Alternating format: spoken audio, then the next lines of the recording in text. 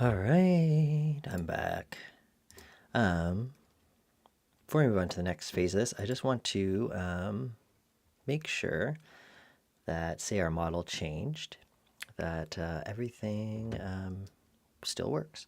So let's go to our example model, which is in our content models.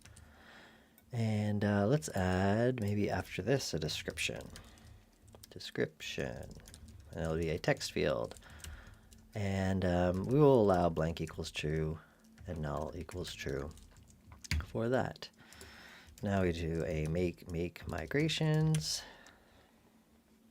While that's going, we're going to open up our form.py and we're going to put description in here as well. And did I spell that right? Looks good. And then we're going to run make migrate to actually execute the migration. Apply all migration. Yep. Okay. And then let's save our forms. And if all is good, here we are. Now our admin probably also needs this because we just have title. So let's put description as well. That's what's kind of cool about model forms. You know, we automatically got this. It looks great. We are happy. Let's try and test it out. We're creating a new one. First test with description. And let's just get some lorem ipsum. I used to have a Chrome extension for lorem ipsum, and then at one point it stopped working. It's just like getting errors. And yeah. Let's grab, wow, what am I? Okay, I'm going to try a new spot here. We'll just grab this. And yeah, we'll get an image as well. Seems to be loading nice and slow. There we go. And let's choose this one. And we will save.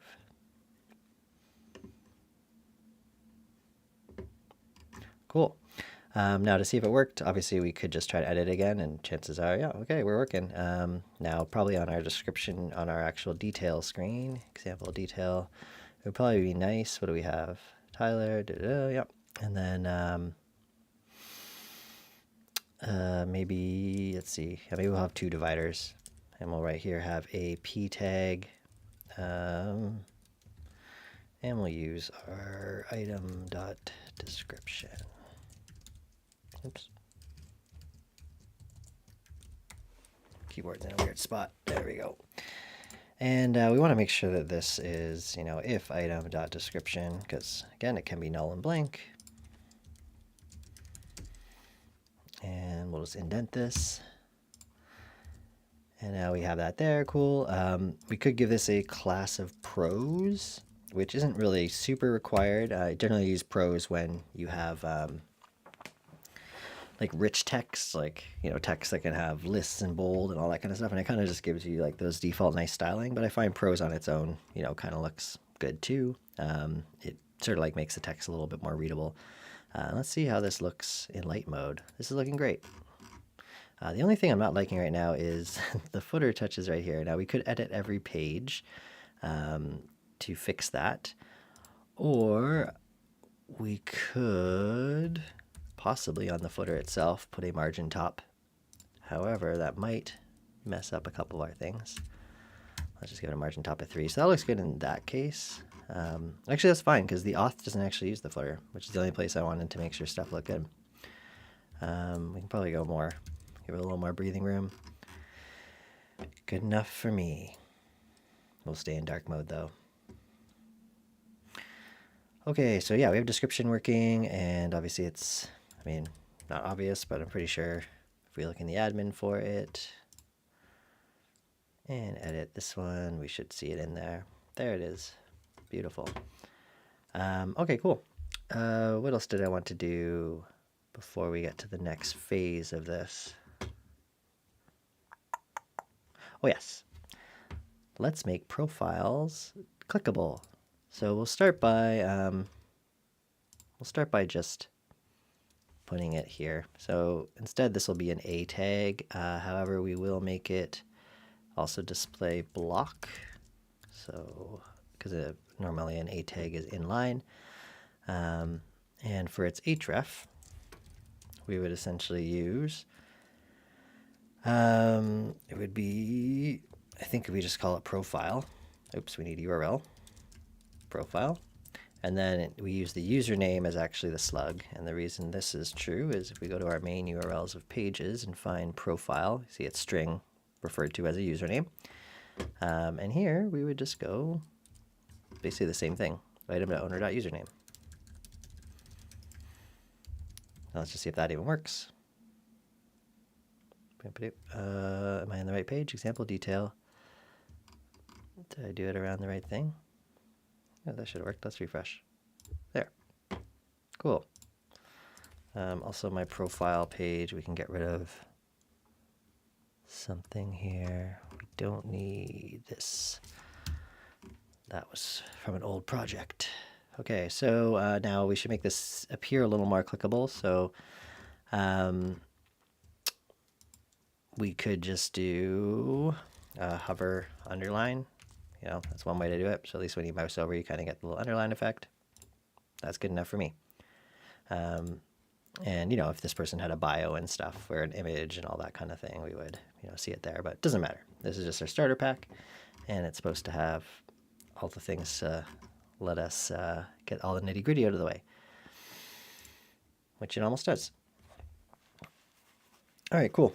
Next, I want to focus on, even though this is meant for like a full stack application, Django full stack, I still want to have Django REST framework in here because there's sometimes cases you just want to still have like an API. And, you know, if you don't, we can, if there's a project I know I'm never going to need an API, I can just rip it out easily. So let's get started on that. Okay. I'll just use Chrome here to see if I can search DRF. No, I can't. Django REST framework. Let's just go to the installation and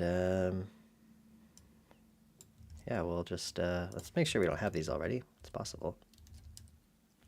No. Okay, so we need to source our environment. VNV, oops, yeah, source, VNV bin activate. Then we're going to pip install our, pip install Django REST framework, rather pip3 install.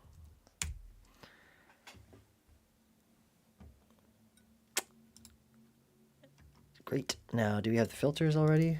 We already have Django filter. Markdown support for the browser API. Do we have this already? Yeah, we do. All right, cool. Now we add REST framework to our apps. Should be in here. I think we should do it after all the Django stuff, maybe after authentication, but before forms.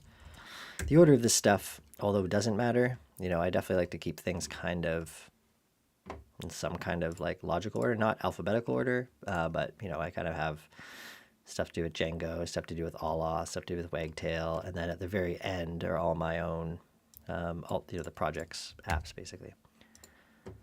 Okay, now, I just installed it locally.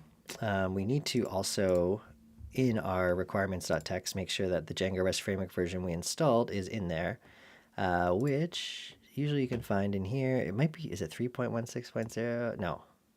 So I'm just going to do a pip freeze, and this will tell us exactly what's installed. Pip3 freeze. And we will look for Django REST framework. Where are ya? Where are ya? Is it just called REST framework? No. There it is. It's all just one word. Oh, it is 3.16. Okay, so we'll take this, and this I do like to actually keep alphabetical order, which, yeah, I guess that would be the right spot. Now, because we're using Docker, we do want to take our Docker container down.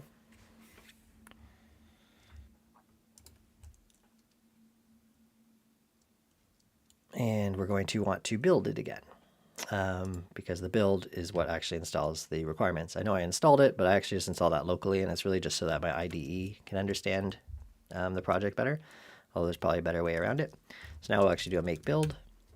Keep in mind that you can't just type those commands. I have a make file, which which is like a bunch of aliases for commands for this project. So make build is basically running docker compose build, and then we'll be running make up after this once it builds.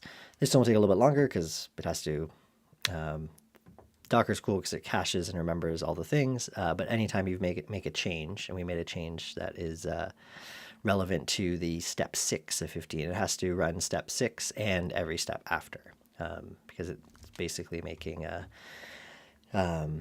there's a change that could affect another thing, so it has to kind of do it from, not from scratch, but from when it knows there could be a change. And that's cool. So there we go, almost there. Okay, now we can do a make up.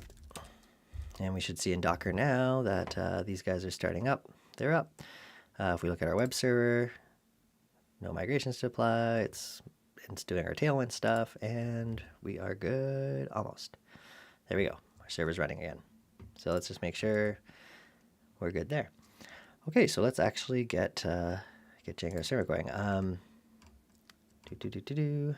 What is this? If you're trying to use the browsable API, no, I don't think we're going to use that because we're going to use Swagger. All right. What I need to do now is I have some preferred ways of doing things. So rather than looking at their docs, I'm going to pull up another project.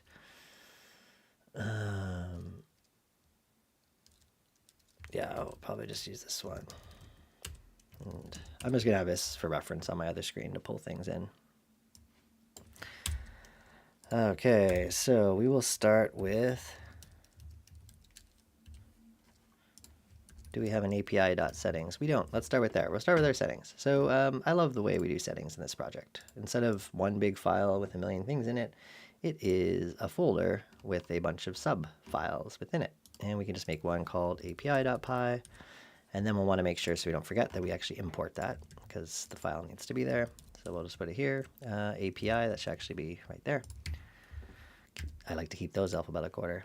Okay, so for API, we are, well, first of all, any of our settings, we need access to our env. And then we're going to grab some other settings that I like. So yeah, false. Okay, so basically we're going to have a setting for the API is even enabled in this environment because sometimes you might want to not even have it enabled. So cool, we'll have that. This is stuff for throttling and limiting and all this kind of stuff. And then Swagger, which we're going to be using for basically like being able to like test our API without actually building a client. All right. Let me grab all this stuff too. This is just settings that I've come used to. So default render class, we're using the JSON render. We're using JWT authentication. Our filter backends. Yep, these all look good, except this one we won't have yet. Let's make a, we're actually going to start a new app for this. So Python, actually I'll do this right in Docker. It shouldn't actually matter. So we can do make, manage, start. Actually, can I do that with, you know what, I'm just going to do it locally. Manage.py, start, app, API. Oh, whoa. What's this? I feel like something's wrong with my installation here. Let's do pip3 install-r requirements.txt. Like everything's there. Maybe actually I have to actually do Python 3. I bet you that's why. Oh, we already have the app for this. My bad. So yeah, this is. Oh, this actually isn't an app. This is just a folder, which is kind of fine because it doesn't really have to be an app. It's just gonna be a place where we have certain things. So this is actually probably fine. We won't make an app, but we will need some other things in here.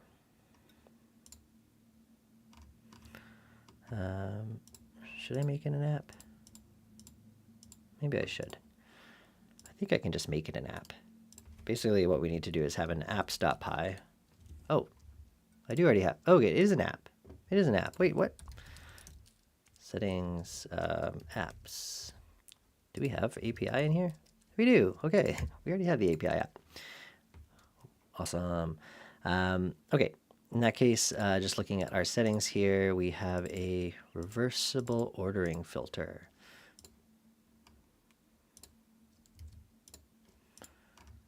So we are going to make some things here. This should just be called filters.py. We're putting it in our API, and I have all these lovely filters. We also need some utility stuff, apparently. Do I already have a strings? I do. It's just not the right spot. It's just called strings, not string. So yeah, this just gives us some filters we can use, and then the reverse orderable filter, which lets you easily reverse a filter. Okay, cool. Now we'll solve that, because that would have thrown an error. Okay, throttling. We need something for that. So we'll have throttling.py. Hopefully I spelled that right. And for this, this is just some throttle stuff, which throttling is kind of like when people are hitting API. If they're hitting it too often, you can kind of be like, hey, get out of here. Timeout, sit in the corner. So we'll have that. And that's the anonymous rate throttle and the user rate throttle. You see we can click through these now. Defaults. So we have our defaults of API throttle. Yep. And okay, an exception handler. That's supposed to be in views. What the heck?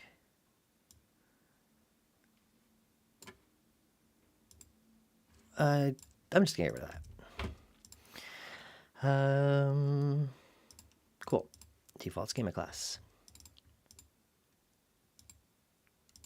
All right, and this is for this will generate us a schema for OpenAPI slash what we're gonna be using Swagger for. Okay, so this is probably gonna work. Let's just reload our page. Not working. I said probably gonna work. Okay, cannot get cannot import REST framework symbol. Oh yes, we need another thing.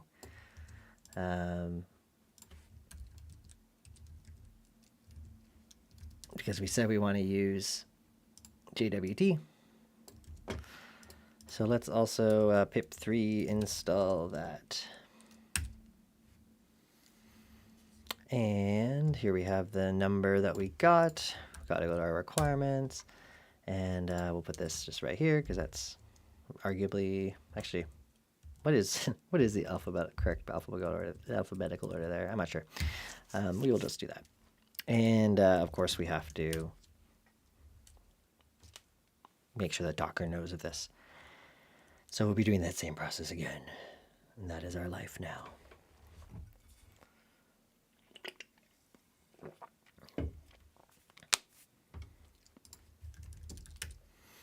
Oops. I didn't mean to do make up. I want make down. I meant to do make build. And we'll let that go. Okay, so it's a good start. Oh, what did I mess up here? Oops. That's hilarious. That should be where the equal sign is.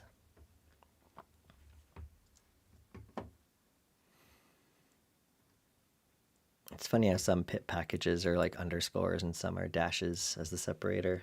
It's like snake case versus param case. Okay, so we'll let that go. I'm going to close some stuff that we definitely won't need right now. We don't need too much.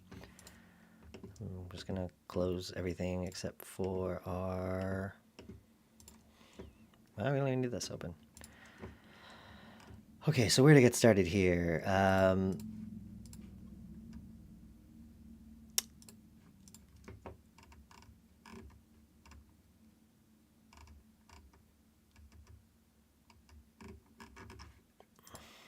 Wicked. Okay, so let us now actually do makeup properly to get our Docker back up and running. And I'm trying to think what else I'm going to need here. Not going to work. You know what? I'm going to pull a couple things in that we won't be using right now. But we're going to have some stuff for cache in the future, which actually reminds me, we probably want settings for this too. Oh, we already have that. Sick. This is just like the API cache. I like the idea of having our own exceptions. So let's grab that. So in here, we're basically going to have our own, they ultimately just use the API exception that Django REST Framework, or the REST Framework provides. But we're extending them so we can, do things. So stuff for a bad request or a server error. And this is just nice to have so that we can add more as needed. Okay, let's make sure that our stuff is working now. Okay, something else might be wrong. Let's go to, oh, it looks like web. Did web just like shut down on us? Oh, what the heck? Why are these running? Get out of here. Okay, so it looks like web failed to run. Can I still see? I think I can. Let me turn this off and filter by our project. I think if we click on this, we can still see. Yeah, okay, we can still see the error. Okay, yeah, we didn't bring our pagination on. And in fact, I don't actually want to use this anyways. So let's just find out where this is coming from. Yeah, default pagination. I want to use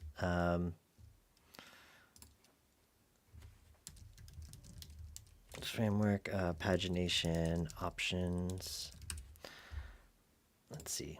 We have the limit offset pagination. What's standard result set look like? Okay. Oh, page number. I think this is actually what I want. I like this one, page number pagination. So we just use this. Just a little bit simpler than limit offset for most cases. But we can, it's easy enough to change. Look, it's done. It's changed.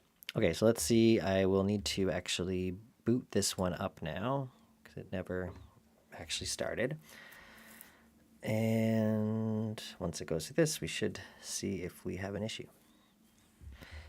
We are good to go. Okay, so our site should load now. Look at that. We're back, and we have Django REST Framework. Okay, so yeah, we have our exceptions. I want some fields as well. These are just helpers. All this stuff's like just helpers that I've used and built over the years.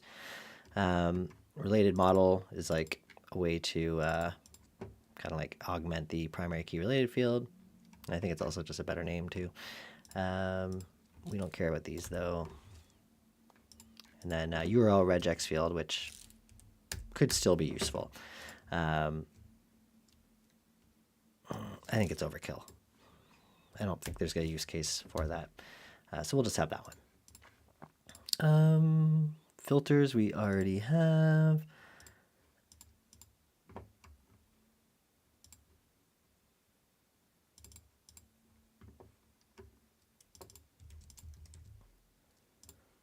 Okay, yeah, pagination, we're just going to use the built-in one, so we won't worry about that.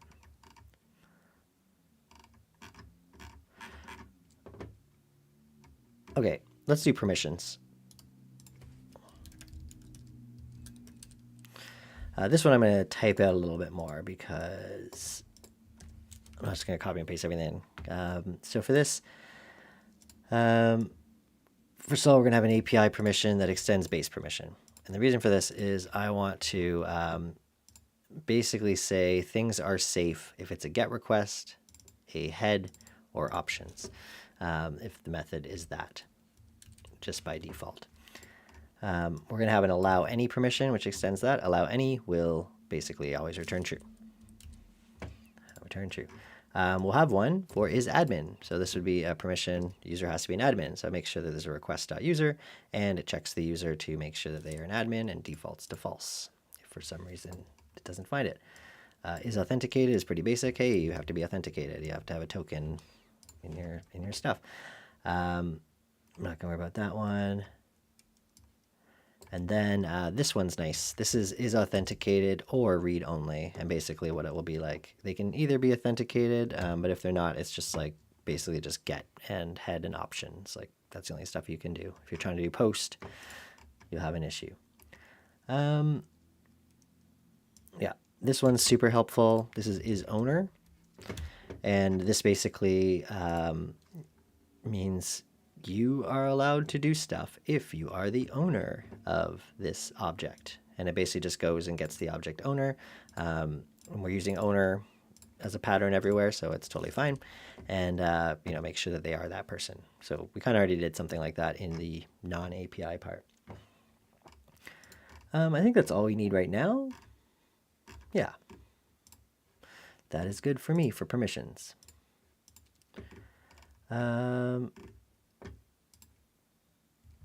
Yeah, this is, I think,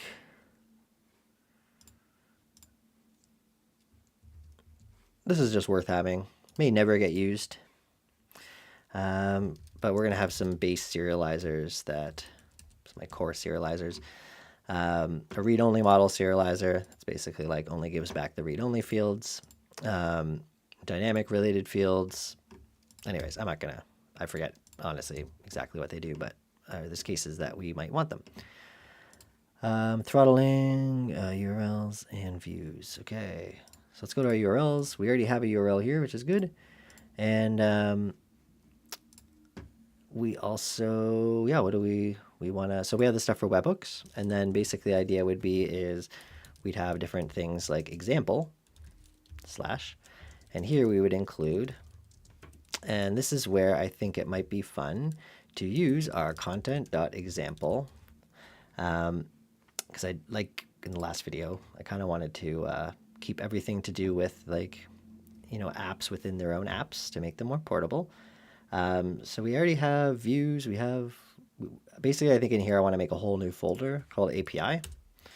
And we have to put in init.py in it, and that makes it a Python module so that we can access it with like this dot notation.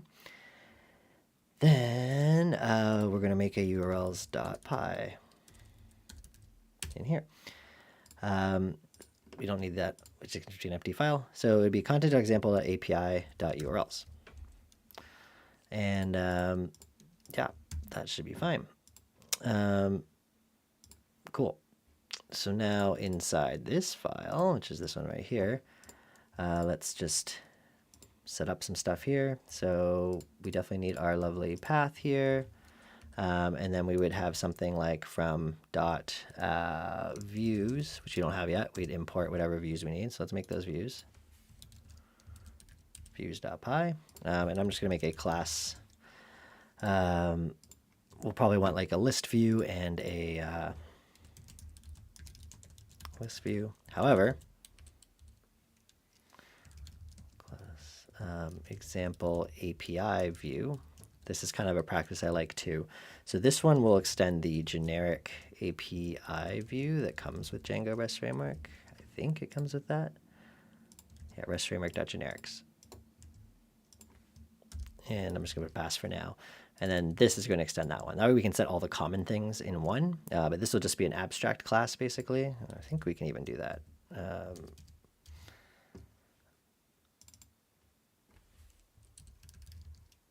Class meta, I think this is how you do it. And we would use generic API view.meta if that exists. It might not. It might not have a meta. Is that how you do? Maybe we don't have to do that. Let's not even worry about that. My bad. Let's put a pass here for now. And this will extend example API view. But we're also going to include the list model mixin, which we need. But actually what I really want is the list. Wait, why aren't I getting these? Let's just, maybe it's called, what's it called? Create. Yeah, create model mixin, list model mixin, retrieve model mixin, update model mixin, and destroy model mixin. Cool.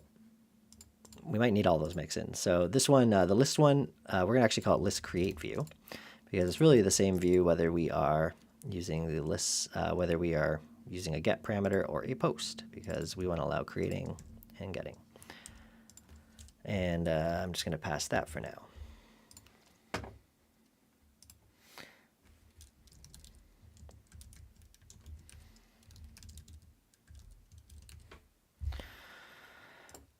And we're also going to want to have one for the, this will be called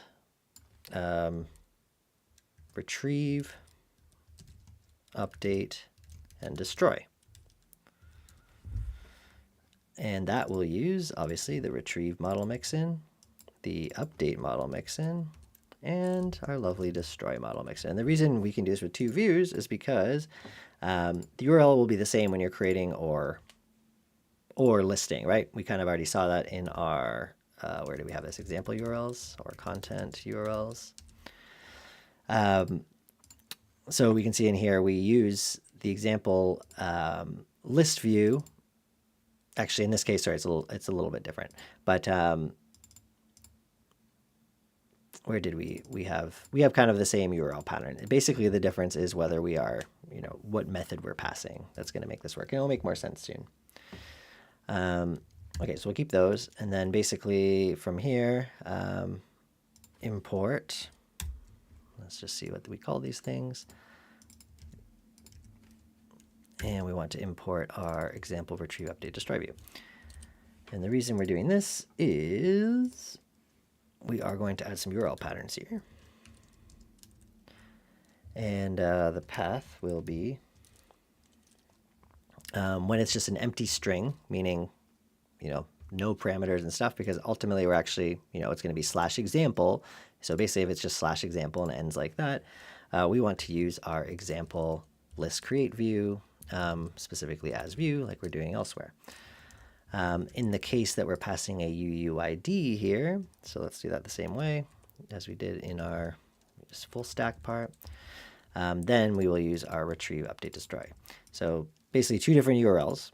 This maps to, depending on if you're doing a get or a post, it'll be either a list or create.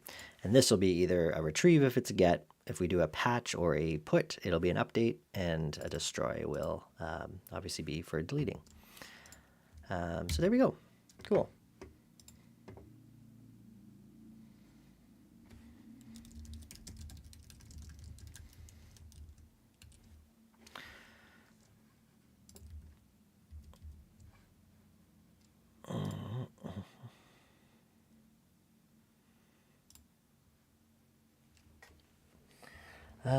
Okay, what's next here?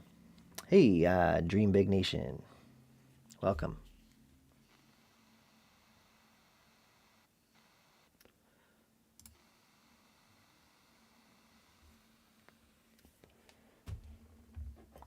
How are you today? What happened to my camera?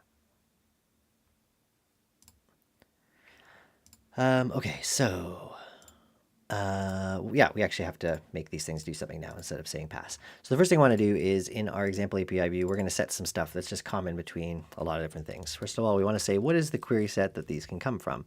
And really it will be our example model to objects at all. However, I do like to have a query sets.py file.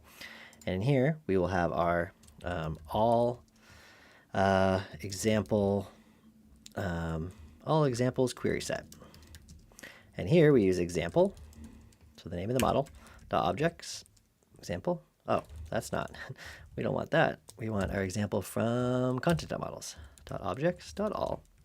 And what's cool about this is, say we added like a soft delete option in the future, we could then filter and make sure that those ones are emitted all in one spot.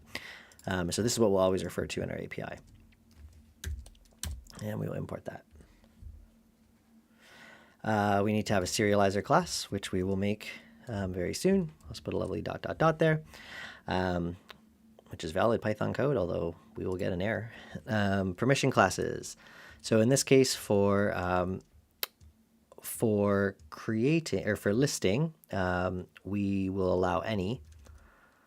So I'll just put that kind of as the default, but we'll have to override that in the post. Then for filter set classes, in case we want to let people filter these things, class equals, and here we will need to put something in the future. We might have some search fields, and in that case, we're going to use, what can we search by? I guess title. It's probably the only thing that's really relevant. And for ordering, by default, let's use our created at, but we'll do it negative so that I kind of just combined create and negative to make creative.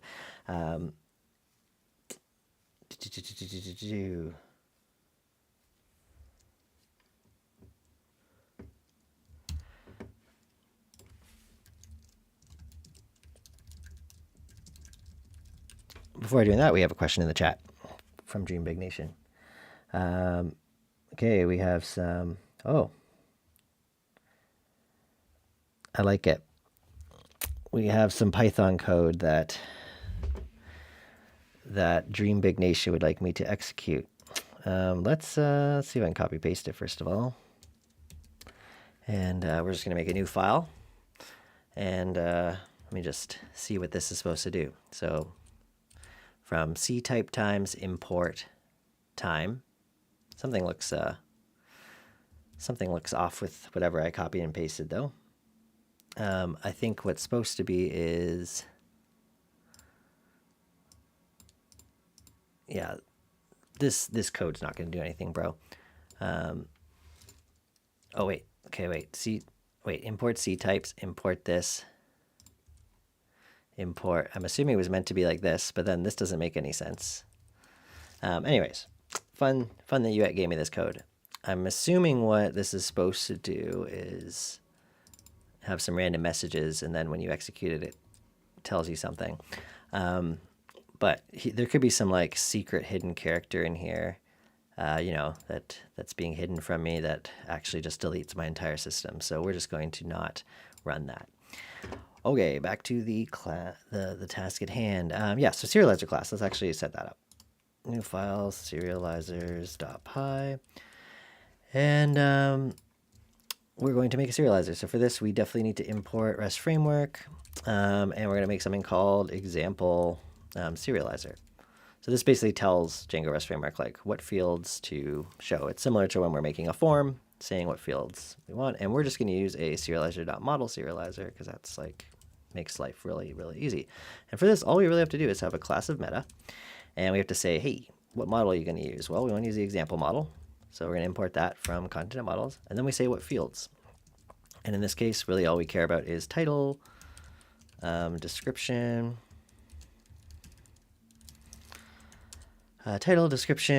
image we can send back. What else? I guess we can have created at. That's relevant. And then we just want to make sure for read-only fields, I think that's how it is, read-only fields like that. We want to have, ID, UUID, and created at. So I actually want to also have ID and UUID because this is relevant stuff for, so it can, so our whatever is integrating with us can know, how to get the retrieve. Well, you use the UUID, I guess. Okay, so now we have our example serializer. So now let's just use that. So let's import it. I also think, can we not just do this from .serializers, from .query sets? Yeah, that's just cleaner. Wicked. Okay, so we have that stuff, and then filter set class. There's not really anything we can filter by on this yet. Maybe we, just to make this more usable, we should have something else on our models. So let's go to our model content, and let's say, I'm trying to think of what a good one. I don't want to do something like featured or unlisted or something like that, because it's not really something you would filter by. That's something like the developer would filter by, not the actual like person using your API.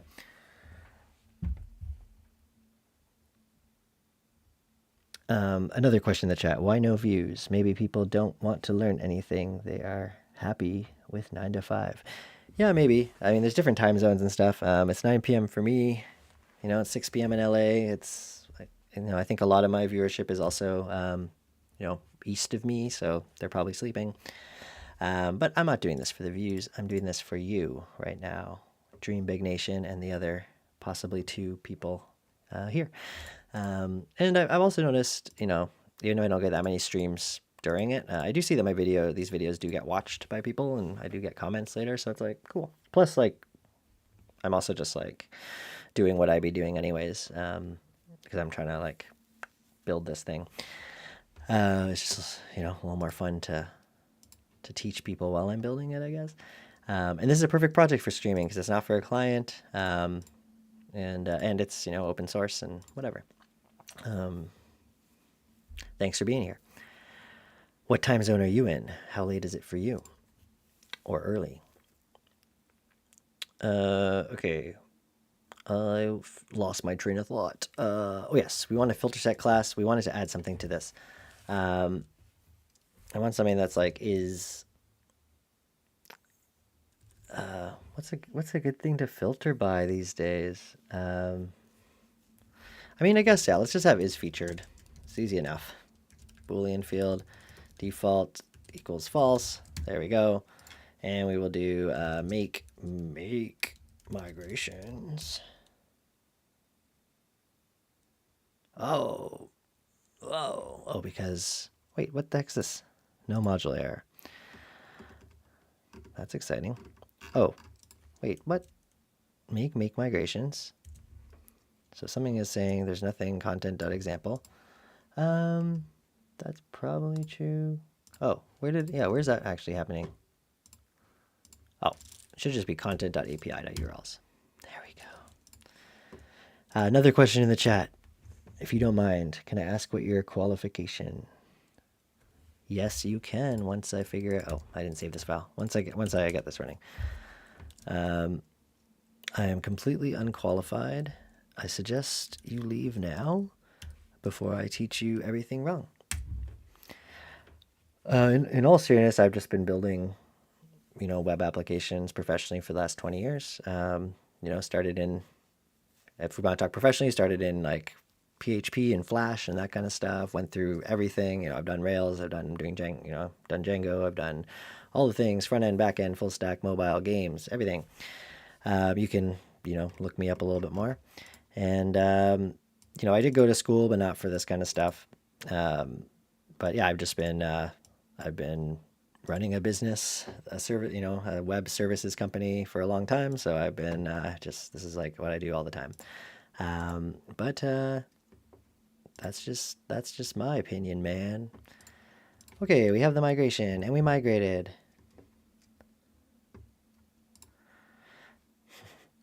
Just got a response, bro, with a bunch of crying. I think that was probably to me saying, don't listen to me, due to the slight stream lag. Anywho, okay, so now we have that, which means we can actually make a filter, which will be super nice, just so we have this in place. Filters or filter sets, I think I like to do. No, just filters, not filter sets. Okay, so my filter, we are going to import filters from, this is our own filters, right? This is like all these lovely things that ultimately just use, the base filters and stuff. And we want to make sure from our content.models, we're importing example, and we're going to make something called example filter. Filters.filterset. Filters.filterset. And with this, we're going to have something called isFeatured, which is a feature we're going to allow, and it is specifically a filters.boolean filter. And the field name that we actually want to use happens to be the same, but we have to still put it. But this is handy because you could have you could just call this featured if you wanted to, but I like to keep things consistent. And we still need a meta, just like everything else. So the model for this is obviously our example model. And the fields that we're allowing are isFeatured. We'll have a trailing comma there because I think that just looks nicer. Now back into our views, we can have our example filter. And I am going to also, just like this just seems better. Okay, now we have filters. Okay, so that's like our base one. And what's nice about doing this is, although this is basically an abstract class, we're never going to call this. We're essentially just inheriting it. So now the example list create view has all these things by default. We can override them if we want, and same with this. Just a lot less repetition, keeping things dry. Okay, so the idea is on the example list create view, we can have a get action. So when basically a get request is done, which is the simplest of web requests, just get me this info. All we really need to do now is go return self.list, which we didn't make that, but that's just built into, you guessed it, the list model mixin that we are mixing in. And all we have to do is sort of power forward to the args and quargs and request, and it will just do everything for us. Similarly, someone might want to post to this one. So in post, we do the same thing, but it is self dot, is it create? I think it's create. Let's just make sure. That should be from the create model mixin, yeah. And then that should just work. Now we do have to do something to set the user to be that. So when I'm creating, I'm actually need to, set the user. That actually reminds me, our example serializer, we should actually have a user or an owner on here. Let's just put it there. But this should also be read-only because we don't want people to be able to be like change the owner of something. That would be bad. So this won't work yet because I do have to do one more thing, but let's actually just get the other ones working as well. So for this, if we do a get, in fact, I'm going to copy and paste. I'm going to copy this one at least. The difference here is we don't want to use list, we want to use retrieve. Dot retrieve. Yeah. So retrieve is part of the retrieve model mixin, of course, and it gets our object and does all that sort of stuff. For update, def, is it update or is it patch? I think it's patch. And then this is called update. And technically, I think we can also do put for this too. Is that even a... Put and patch are very similar. If you're curious, just ask. And then we want to have a delete, which we'll use destroy. And that comes from our destroy model mixin. Now, yeah, the one thing missing here is how do we actually set... there's a couple things, actually. We need to make sure on the... there's some permission stuff we want to change. So on post, we need to have, they need to be authenticated to actually post. Otherwise, we'll have other errors. So we can actually do get, what is it called? Permission. Forget, permission classes, but that's the one we already have. There's a way to do this. Let me just remember. I think it's like get permission classes. Yeah, get permissions. Okay.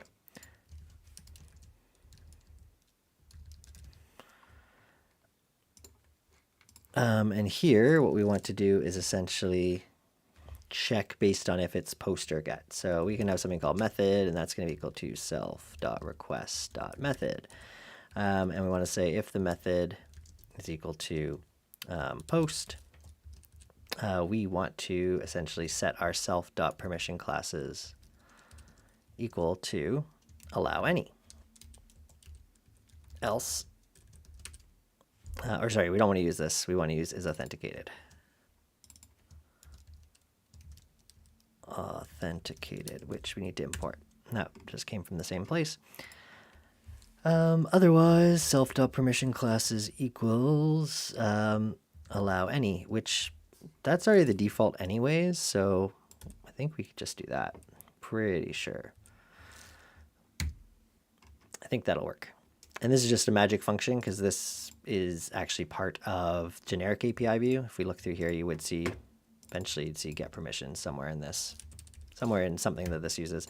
But we're overriding it and basically saying, hey, this is what we want to do for our permissions.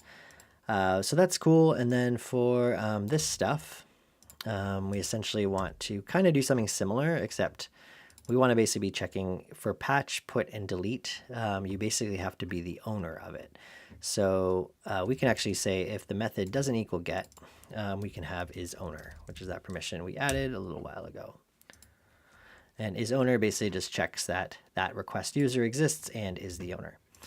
And I think that'll work. Okay, the only thing missing is we need a way to actually set the owner, which I'm trying to remember the best way to do this again.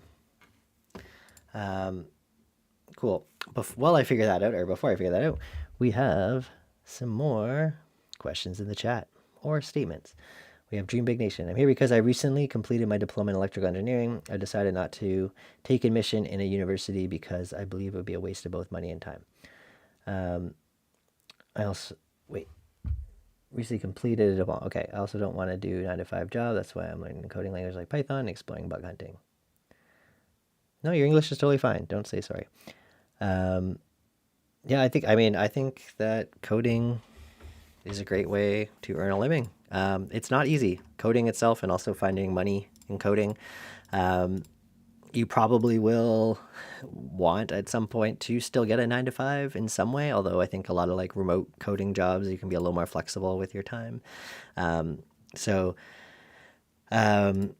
just because it's really hard, I think a lot of people jump in and think like, I'm just going to start freelancing and whatever. And honestly, like freelancing's hard and it's stressful because you're always like, you're working on something while stressing about getting the next gig, at least at like a 9 to 5 agency, or maybe startup if you're lucky, but like some like agency doing stuff like you can, just have like a consistent paycheck and hopefully like, like you said, have, work outside the 9 to 5 too on more passionate things.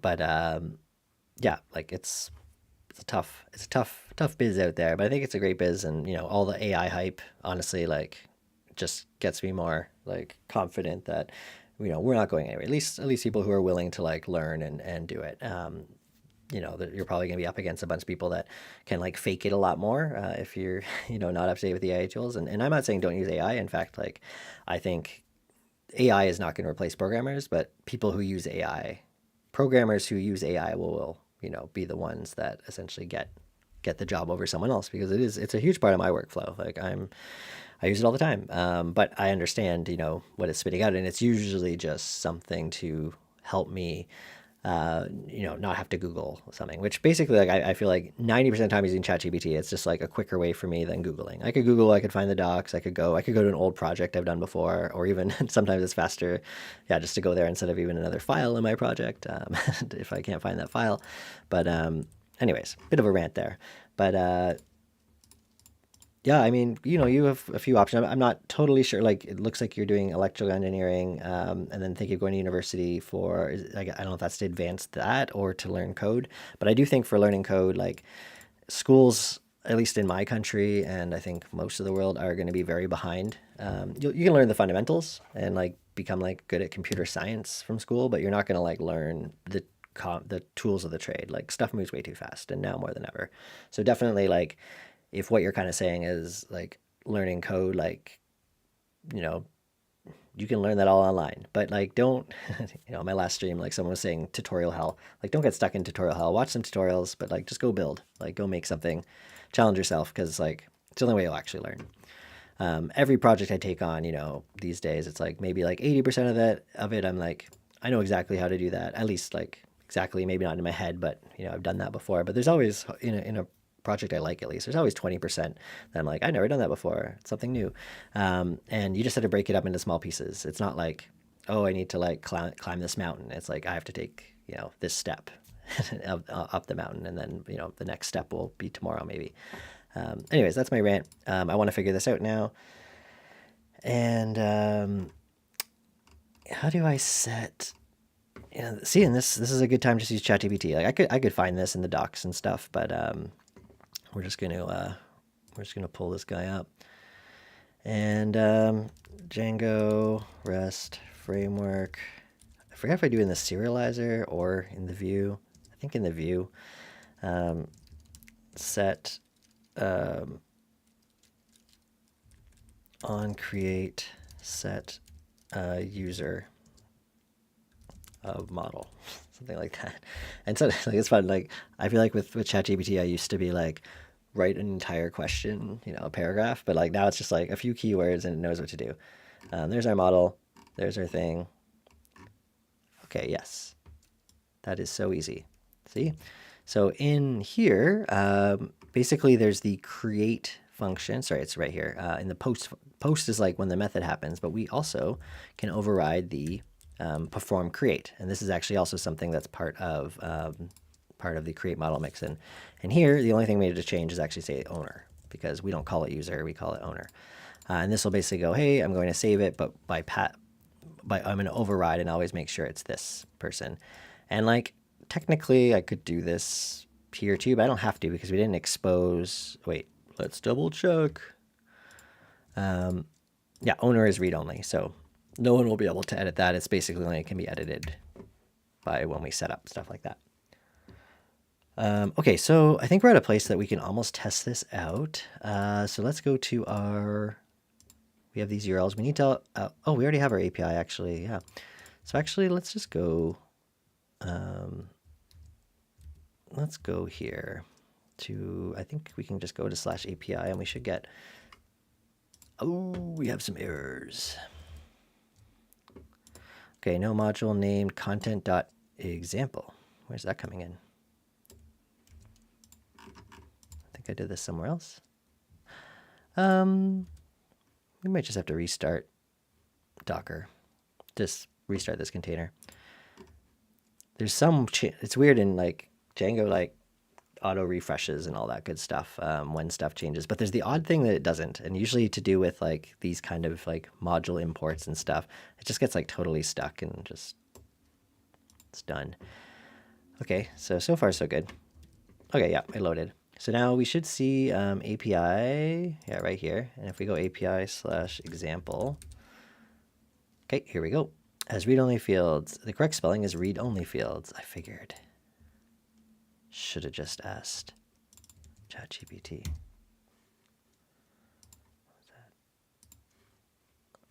Okay, so now, here we go. Look at this, and let's put on pretty print. So here, we're getting data back. Look at this. We have the ID, we have the UUID, we have its title. Oh, the image is actually, I was thinking we had to do something fancier with the image to actually get the, but I guess because it's an image field, Django REST Framework just knows like, oh, all you care about is the URL. Beautiful. Okay, cool. Owner 1. So this is something we could make better. And let's do that now. I'm going to put that, like it could go inside access. We could follow the same sort of principle, but this is something so core that I feel like it could just be part of our serializers. Oh, this is such a tough decision. You know what? We'll probably, yeah, we're going to make an API in here. We're going to at least set the folder. These kind of decisions keep me up at night, even though I could always change it. And all I actually care about in here is the serializer. So we're just going to have a serializer called I've been called like basic user serializer because this would be like, or even like public user serializer, I think is a nice sort of look. And this will, let's actually pull up our other serializer because it's going to be very similar to this. Yeah, let's import this. Let's from access.models import user. And we want to make sure we're using this here. And we'll still have our class meta, of course, and its model instead will be a user. Now here's where it's important. We don't want to like send the user's email back and all that kind of stuff, you know, in a public thing. So we'll definitely have the username. We'll have the bio. We can probably have the UID. I'm not even going to send the ID back. Of course, we could if we needed it for some reason. We're not going to send any of their address stuff back, obviously. That would be a mean thing to do, but we definitely want, yeah, username. I don't even care about first name and last name, to be honest. I think this is fine. Then there's an image, or it's called avatar, which is just a file field, so it should work the same way. Okay, so now we have a public user serializer. And what we can do now in our example serializer is we can actually say owner is equal to, I think it's called, what would we call it? Related. Let's go to our own serializers. No, it wasn't that. Or is it fields? Our own fields. Related model field. This is what we want to use. And oops. Is it not letting us import it? From api.fields import related model field. Oh, it's because I typed related twice. That's why. And let me just remember how we want to do this. Basically for this, we have to pass in what is the serializer that we want to use. And in this case, it's the use public user serializer. And we need a query set. And for this, I guess it makes sense to also have query sets here. We'll just call all users query set equals user.objects.all. I like this pattern. Just keeps things like safe, because yeah, in the future, like if we ever wanted to like filter out deleted accounts, restricted accounts, or whatever, private accounts, we would just change it in one place and it would never show up in these things. So we're saying it can be any one that's from that, and for many, we want to say false because we only have one. I think this is how we do it. So yeah, let's save it, and let's save this because we're gonna should have saved everything. Probably gonna have an error in Docker now. One of those like, no, looks good. Okay, UUID is not valid for model user. Oh, the user doesn't have a UUID. That's right. Then we can't use that. It's one of the few things that don't. Where did this go? Let's just go click through here. Get rid of UUID.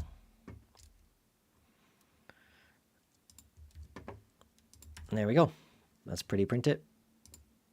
And now we actually get a owner back with a username, a bio, and an avatar. So enough to like, show their name and have potentially a bio if needed, and their little image. I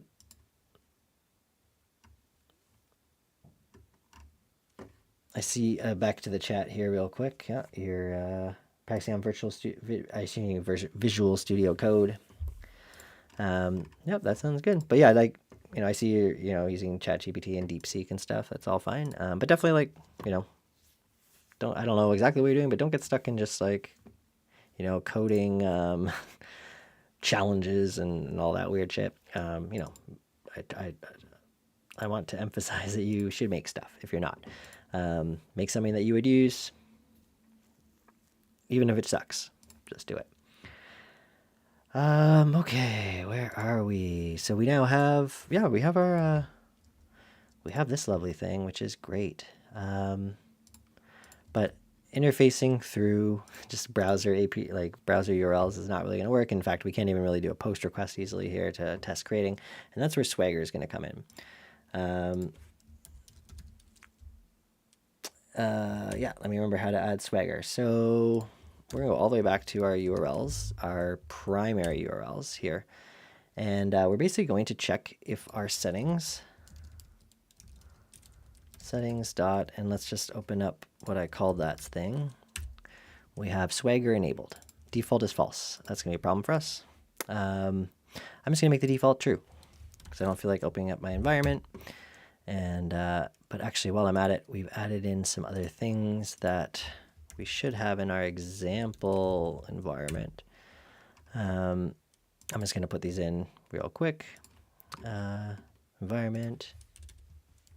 Maybe we'll put this at the bottom. For now. We'll have API enabled, true. Throttle enabled. I'll make the default for that false. I just want to make sure these are here because I want to have some kind of documentation. Max limit 100 and Swagger enabled. I'll just put true for that. I think those are the only ones. Yes, then we can also have this one kind of hidden in here. And this one right here. And throttle enabled, let's put. Yeah, that's fine. Actually, we'll just put Swagger at the very bottom. Okay, great. Okay, so basically, what I was going to do is we want to say if settings at Swagger is enabled, we need to import some stuff. I'm only going to import it if we need to, and I just realized we probably don't have this package. We want to import, what's it called? Django REST Framework Spectacular. So pip3 install. And what this will do is it kind of like, assuming we're following the Django REST framework, patterns as well as we can, it'll generate us essentially docs, but not just docs, like actually an interactive like console to test our API. All right, cool. So what do we get here? We got Django REST Spectacular 0.28.0. So we need to make sure we put this in our requirements.txt, and I'm going to put it here. Make sure we change that to an equal sign. That looks like the right spot. It's a great spot for it, actually. Okay, so now I should be able to complete this line locally. So there's basically two things we want to import. I could just import this globally, but there's no point importing it unless these are here. Oh, that's interesting. Anyways, okay, so we have the inner requirements. We need to, in the background, kind of actually be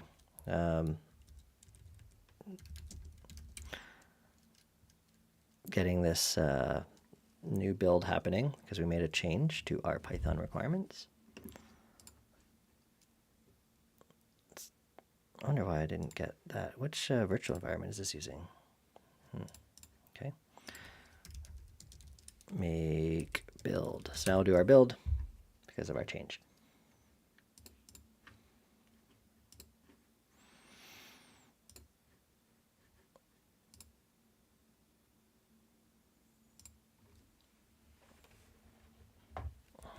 Waiting for that.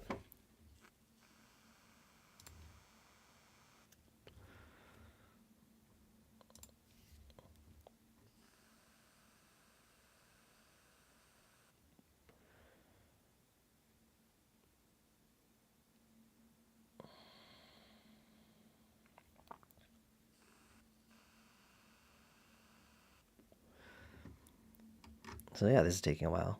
There we go.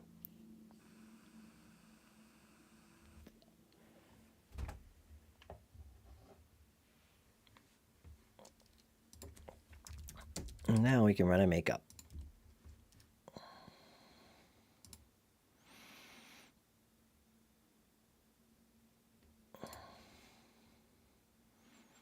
Make myself a little bigger here. I'm not really using this part of the screen. Okay, we're back up and running, and I don't know why this is not... Did we not just install this? DRF Spectacular? Did it? No, it obviously worked. We were just seeing an error.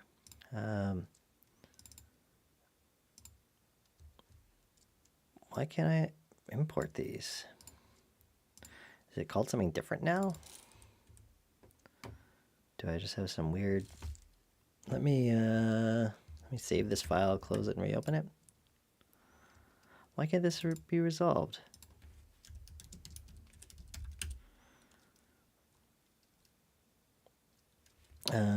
Let's just try. I'm copying this into the Python console, specifically the one running in Docker. Yeah, I cannot import this name. Maybe something. Maybe no. Oh, I don't understand this.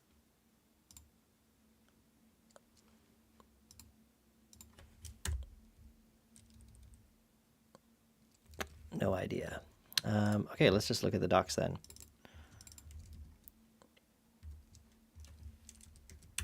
Because yeah, it's not working in Docker either. It's almost like I didn't install it. But I did. Pretty sure. Okay, let's go here. I just want to know. This is what we installed. Oh, well, we need to have the app either way. That could be totally why. I don't think that's why though. We're going to put this right under REST framework. It just feels like the perfect spot for it. And default schema class. Let's get that going in our... Oh yeah, we already had that. I remember doing that already. In our API settings, we should have, yeah, there it is. Boom, boom, boom. Save that.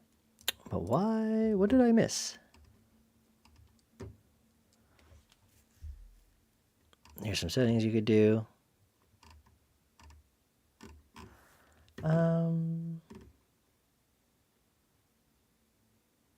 like, is this not like a compatible version?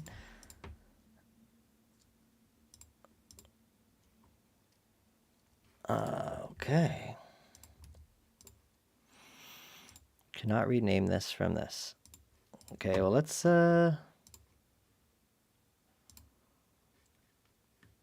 figure this out. We're going to the VENV, which I think this is where we would find it, site packages, and it should be called DRF. Or it could be called, what else could it be called? Yeah, it should be in DRF Spectacular. DJ, it's after DJ. DR, I don't see it in here.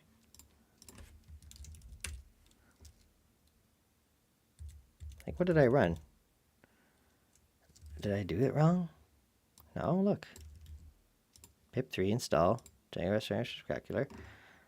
What is, am I in like the wrong virtual environment? Like, what is actually happening right now? Yeah, user local, oh. What? I'm just gonna deactivate. And then source VNV bin activate. Let's just run this again. Let's pip3. I feel like there's something weird with my virtual environment, to be honest. Okay, here's what we're gonna do. Something weird is going on. And I love virtual environments. You can just go and delete them.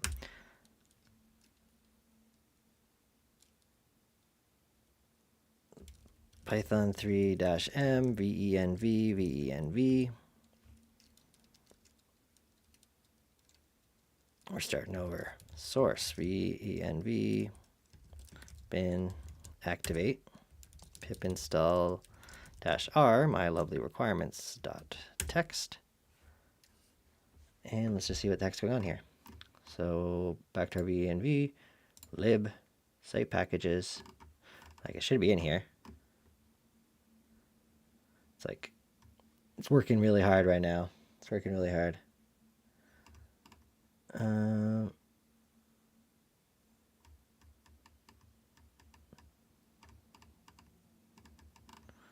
This is looking, I still don't see it. Oh, there it is. Look, it's here. So what the heck's going on? Okay. Now I think, yes. I'm not exactly sure what went wrong there, but this is now looking better. We have green text. I feel like I wasn't sourcing the right environment or something. And let's just, yeah, I mean, this should be fine now. Okay, so we'll just keep going. And now what we want to do is have 2 new URL patterns. So, of course, this will only happen if Swagger is enabled, which is something you can turn on or off on an environment by environment basis. Probably you'd only have it open in develop, maybe in your staging environment, maybe not production, depends. But let's just save that. And now we probably have some weird error happening over here. Let's go to web. Looks like we might be okay. And let's just go here. And what do we call it? If it's enabled, it's /docs. So if we go here, instead of going to /API, we're just going to go to /docs. And look at this. Now there's some weird, I mean, this looks fine. Okay, so this is kind of cool. Oh, wow. Look at that. Our CMS has API stuff too. That's exciting. Okay, cool. So yeah, this is kind of nice because now look at this. We can try it out and we can execute a GET request and we'll get the same stuff back, but it is so much prettier, right? And as a bonus, we have, you know, filters and stuff here and all the kind of stuff that we might have access to. So this is super helpful. Now here, we're going to try it out and we could pass in, you know, all this kind of stuff. Owner doesn't actually matter because it's read only, but we will execute this and we should get a error. Authentication credentials are not provided. And that's what we will be getting into next. I'm going to take a quick break and hope I will see you when I return in maybe 5 minutes.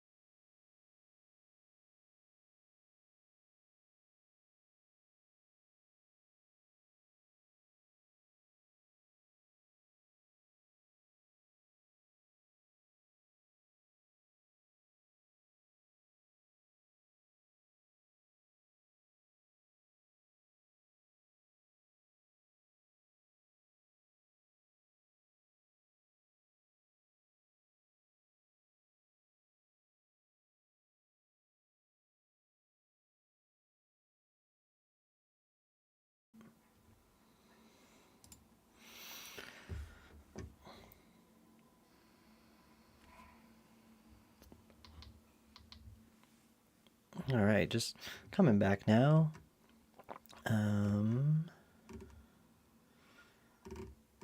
So authorization. We have to basically create a token for this. In order to do this, we actually need a way to authenticate, which brings us to a whole new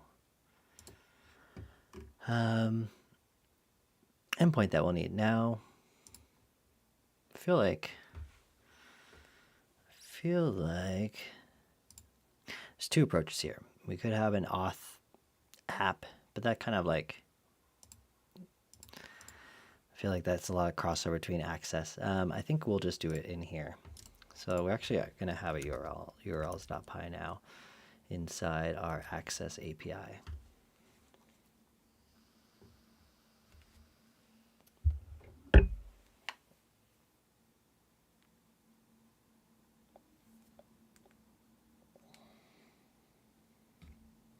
One sec.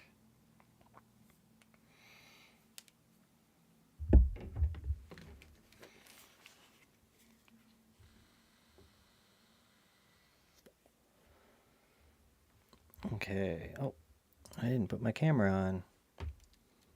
Sorry, folks.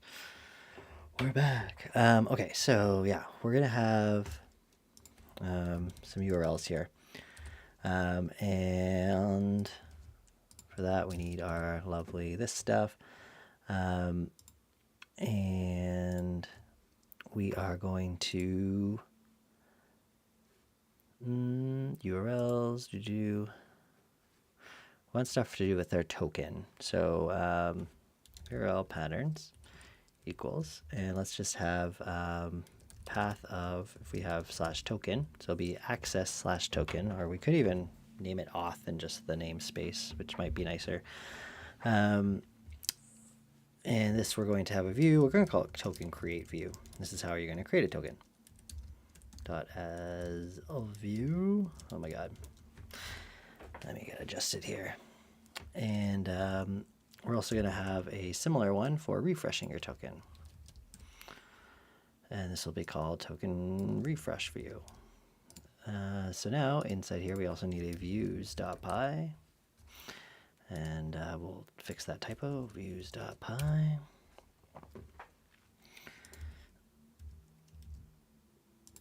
And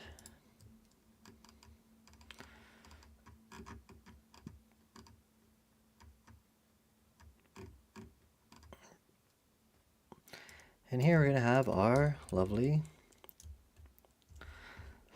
token create view, which we need to import in our simple JWT. So we're going to import REST framework simple JWT. That's the package we installed. We're going to import the views. We're going to call it JWT views just to give it its own little namespace so it doesn't get confusing. So that's what we're extending here. And our permission class is going to allow any, because obviously anyone can hit this, because otherwise no one will ever be able to authenticate, because you need to be authenticated to hit anything that's not allow any. And we need a serializer too for this.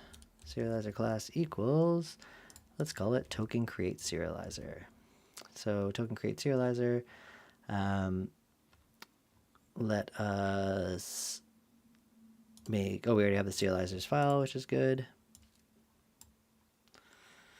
And that's our public user. Let's put this one above here. We'll call this token create serializer. So this one's not a model serializer. This is just a serializer.serializer because we're not basing it on a specific model. So we don't get all the fancy fun stuff, but that's okay because we don't want that. With this, we're going to require someone to have an email, serializer.email field, and a password, of course. And that's just a char field. Char field. Okay, so now we have our token create serializer, which we should be able to import here.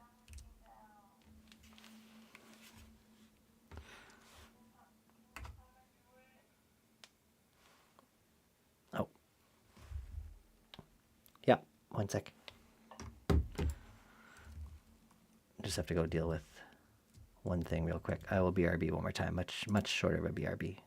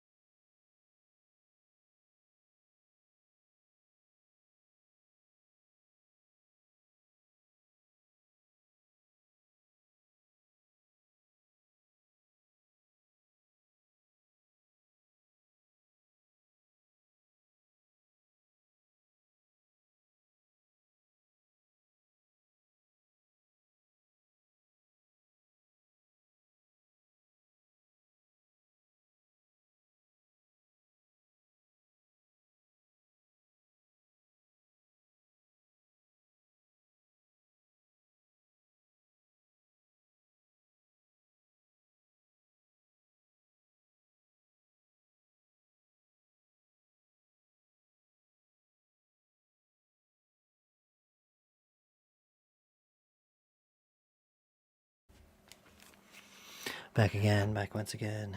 Okay. Okay.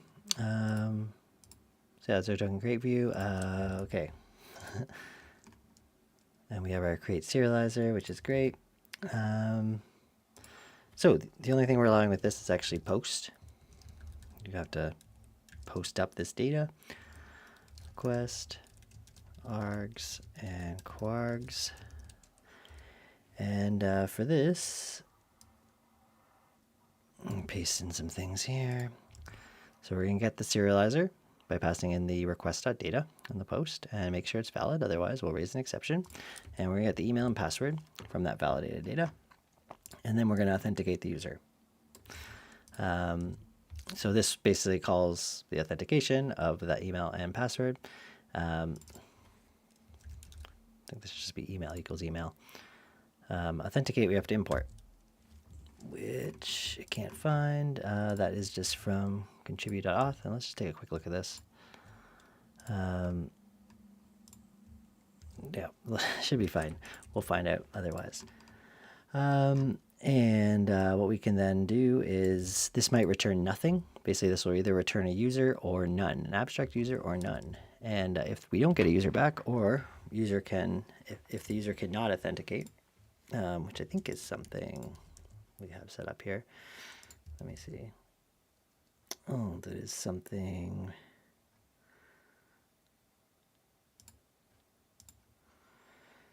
I'm not going to worry about that. If not user, we're going to raise this exception. This is one of our custom exceptions, which of course also won't auto import for us. Where do we get that from again? API.exceptions. From API, import exceptions. We'll put that one first. So we just throw an error because we didn't get a valid user. Then what we will do is we need to generate them, because when we send them back a token, we're going to send them back their access token for this moment, but also a refresh token for, to basically get a new token without having to redo it. So we'll do this in a try catch because things can go wrong. So we're going to try, and we're going to get our refresh token, which also won't import. Oh my goodness. That comes from here. We'll put these up here. So we're going to create a refresh token. And we're actually going to use the constructor for user by passing in our user. Yay. And then we could do an except if there's a token error, then we're going to raise an exception. So let's do a bad request. And then if all is well, we're just going to return some data, and we can just use our response, which is, we want the response from,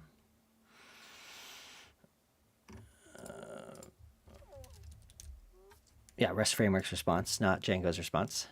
So you want all the stuff that comes with REST Framework. That's fine with me.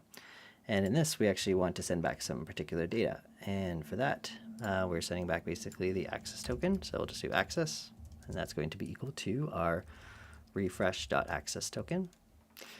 And the refresh token, which we'll just call refresh, this, we're just going to make a string of refresh itself.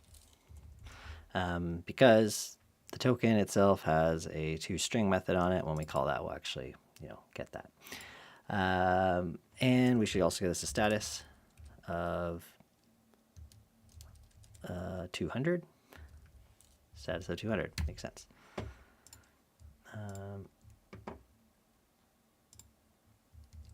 And in fact, I'm going to import in something, a helper for us. This is better practice than typing in random numbers. So we're actually going to use status.http 200 OK. And all this really ends up being is 200, but this is just nicer than trying to remember numbers. All right, so that looks pretty good. That's our token create view, and then token refresh view is pretty similar to this. I'm just going to paste it in. And what this does is it takes, okay, we still need our token refresh serializer.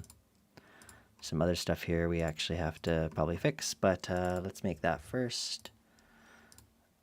The refresh is really simple. I'll just put it here. Save that. Now, in theory, we will import that now. What's our JWT settings again?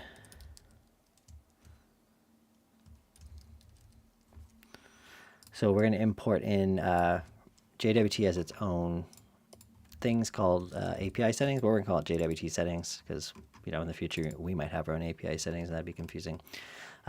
So basically there's a setting, rotate refresh tokens, and if so, we go and reset it, basically. User we have to import too. How come none of this is liking me? From access.models, import user. We don't need this.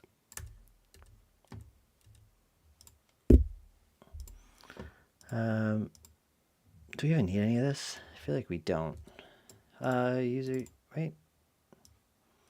This is, I think, just, I had like my code that I'm pulling this from a way to send a signal that like a user is logged in, like for analytic tracking and stuff. But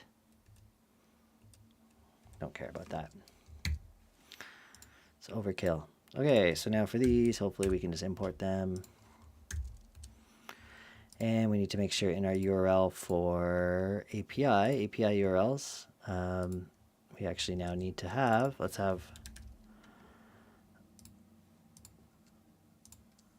we're just gonna call it access actually. Content.access.urls.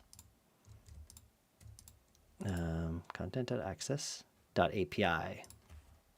Oh, I see the problem here. Access.api.urls. We'll put that there. Let's put webhooks at the bottom. Okay, saving everything. We probably have an issue. Let's see. Some warnings, but it looks like maybe we're okay. Let's refresh this. So in theory now we should have, yeah, look, API access / token. Let's try it out. Let's execute it just empty. So here we actually get back in the incorrect authentication details. That's to be expected. Let's use my email address and my super secure password. Don't worry, I don't use this password for anything except for my local environment. Okay, we have a server error. Okay, object type access token is not JSON serializable. I think we just messed something up here. I think maybe I had to have a string around this as well.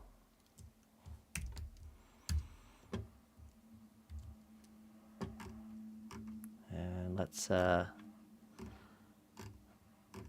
try it again. Try it out. But it looks like it worked because otherwise I don't think we would have gotten that error. We would have had, oops, Tyler.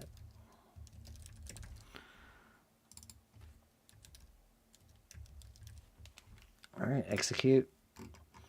And look, we got back an access token and a refresh token. So, you know, if you're building a client that accesses this, you would save this somewhere, local storage or whatever, and you know, work with it on another request. However, what we can do now is we can click authorize, and we can actually put in our JWT auth. I think we just paste it like this. Let's try. And then let's just try hitting our, what's something, well, API example. We'll try hitting this one. Okay, so now we don't get the authentication error. It knows we're authenticated, but it is saying, hey, the image is not a file. Check that out. Let's actually get rid of that. Let's also get rid of that. Title, hello from API. I don't think we need anything else because they're all optional fields. Bad request. Oh, we have a trailing comma because you can't have trailing commas in JSON. Like, I don't like, what a stupid decision. Like, why not just allow it? Okay, owner is required. Interesting. Let's look at our serializer for that. I thought we made that a, or content serializers. Owner. See, I have it as read-only field, so why would it be, oh, because we're kind of putting it here. I think we just do required equals false.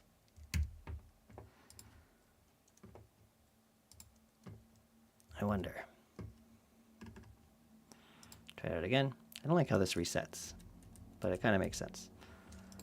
That's just because I have the auto refresh thing on. I think I could turn that off because as long as we don't make a change, like we could keep hitting these, but whatever. Test from API. I'm going to copy that so it'll be faster next time. Oh, frig. Okay, yeah, like I need to turn off the auto thing. Apparently it remembered my token at least, so that's good. Unless that was like an old one it was remembering. Here we go. It made it. It made it. Let's go. Let's go, guys. And there it is. Test from API. We just made something. So in theory now I don't really feel like testing all these right now, but we could retrieve this one. We could put or patch to it. And again, if you want to know the difference, just put it in the chat. I'll explain the difference between put and patch. They're very similar, but different. And then we could delete as well. But I don't want to delete this guy. He's special. And look, it automatically pulled my user, which is what we wanted. Awesome. Great. I'm pretty happy with this. Pretty happy. There's one thing that bothers me a little bit, and we won't worry about it here yet, but inside project specifically, inside content, we kind of have API, which is fine, but I do like the idea of well, there's two approaches here. There's a few approaches. We could go like the feature-based approach, right? So instead of having an API folder right in here, we could actually have a folder called example, right? Almost like a mini app, but it's really just one model, always just one model. And inside that folder, we could actually have a model.py for the example. We could have the API folder for example, and we could have the templates stuff. Part of me likes that. I kind of want to maybe do that. And that's something I haven't fully done before, but it just reminds me of like the way I do stuff in the front end now. So let's consider it. I'm going to commit my code in case I decide this sucks. We now have API.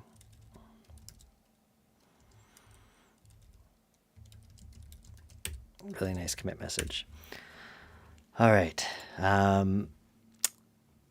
Let us try to do that. So within content, we would actually make a new folder called example. Example itself. Only problem with this is if we ever wanted to make a feature called utils, we'd have a problem. That's okay. I don't think we're going to need to do that. I don't really want, like, I could have another subfolder called feature or features, but that's just like, I feel like that's getting pretty deep. Let's find out what happens. So here we would have a new file called, but then it's like models or model, like they really, I mean, I guess there could be multiple models. I don't know. I'm starting to like, let me think about this. Like in terms of portability, it would be nice because everything to do with the example model would all be like in one folder in some way, meaning, I can move it to another project, I could delete it, it would be fine. Like it's kind of like a sub Django app, but you also don't want to make an app for every model. That's kind of ridiculous. Let's just do it and see if we hate it. So we'll have example. Model.py. I mean, let's still call it models because I guess a feature could have a couple models associated with it. So we'd have models.py. We'd have inside here a new folder called templates. We have a new file in here called init.py because we want to make this a module. We would essentially move everything to do with API within here. And that may or may not update some of our things. API already has init.py templates. And then yeah, our templates that used to be here basically would be these, which is going to screw up a lot of stuff for us. But now we can delete this nicely. Migrations obviously stays where it is. Utils. Now there's probably other stuff in here, like the admin, for instance. Really what we'd want to do is, yeah, we'd want to, this is what we're going to do for admin. So we're going to put this inside example as well. We're just testing the waters, but then we actually need a admin dot py here that all it's going to do is import. Is that how I want? Wait, let me just see my settings in it. Basically the same idea. Yeah, from example dot admin import star. So just a fun way of allowing this to work. So basically our new admin, all it does is like say, hey, instead of having my code here, take all the stuff from that spot. What else in here might we need? Forms. So forms would also get moved to the example. Signals. Yeah, signals would also get moved to the example. We're probably going to have a lot of stuff to clean up unless our VS Code does a good job. Fixtures could also go inside example, I guess. That kind of makes the most sense. Migrations will stay here because Django kind of just needs it in the root of the app. And utils could be utils for the app. We could also have a utils in example, but we can always make that if we need it. Okay, so I'm going to save everything. And we're going to probably have either a million errors or 0. Let's just rebuild. Restart our Docker. But there's definitely going to be some issues because it might have fixed the imports, but it wouldn't have fixed everything because there's some stuff in Django that's just like a string. And if I was using like PyCharm, it might have figured it out, like PyCharm Pro with the Django package and everything, but we're not that fancy here. Okay, cool. So now we have no module name content.api, as I kind of expected. So this is actually needs to be content.example, which this just actually feels better already. So we'll do that. We will restart our Django server. Restart it.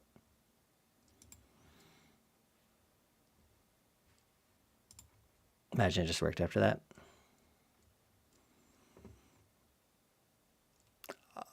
I mean, we're still getting there. Yeah, I thought so. Template does not exist. Yeah, I figured there's definitely some template ones.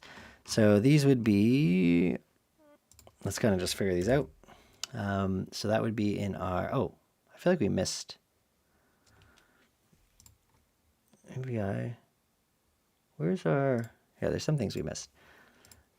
Before we fix stuff, let's get these over here too. We meant to put our URLs in views over here too. So we'll move our URLs. We'll move our views. We will delete the, oh, we have tasks as well. Yeah, let's move tasks into here. Oh,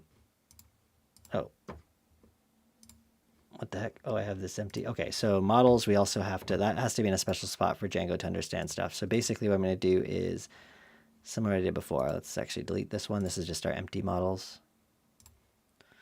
We're going to move models to example. And in our, oh yeah, lots of stuff. Got that. Good thing we did this now. But now in our in our content, we still need a models.py, kind of like we do have an admin.py. And we would go from example.models import star. And that's just because it's required to kind of be in this place.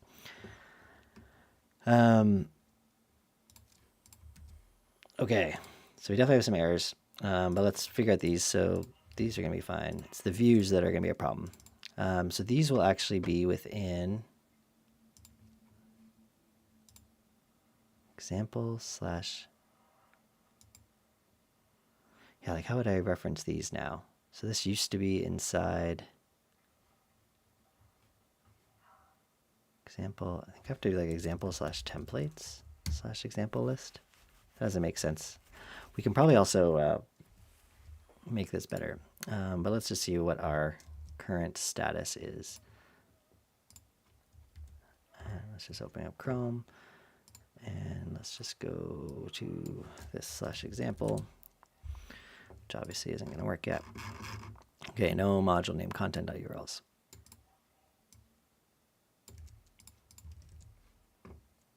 Okay, so first of all, yeah, example.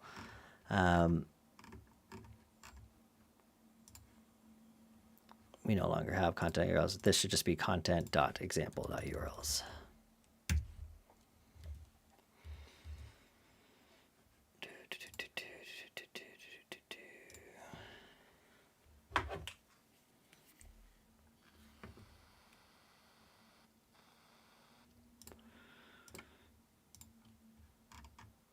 Rebuild that.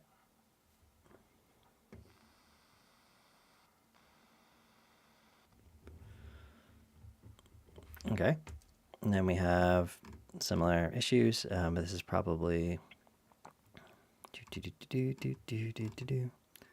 template does not exist. Yeah, example slash template slash example list. This is where I think we have a templates.settings. Okay, so app directories loader. Let's remember how that works. Well, template directory is path of the app slash dir name.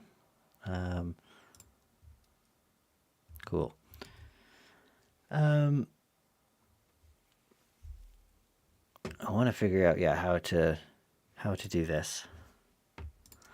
We are going to go to our friend for this.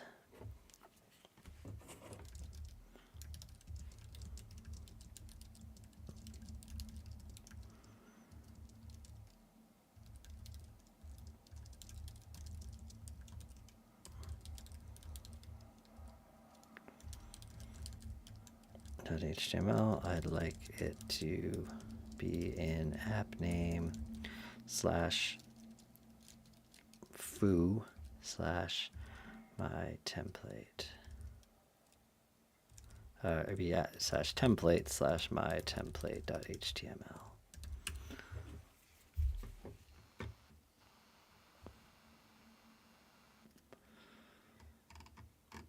Okay, so we have Django templates, and then dirs equal that. Okay, and then we have app name foo templates app name. Do the app name again?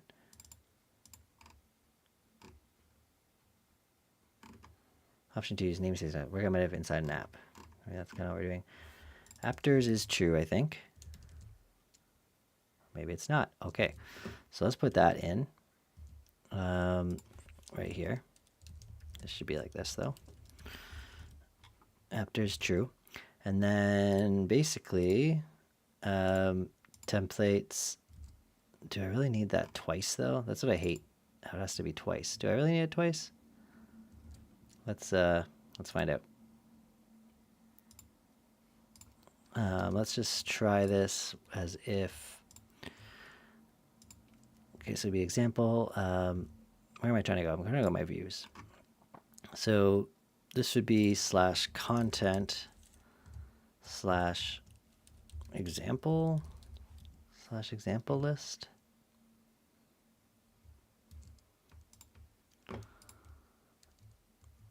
Let's just change this everywhere. So basically, anytime we have this, which should be a few of them, we actually want that. Let's see.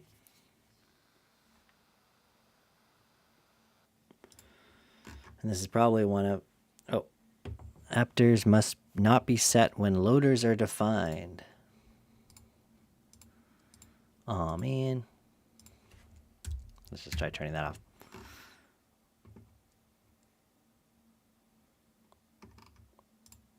Come on. Do I really have to restart for this? I guess so.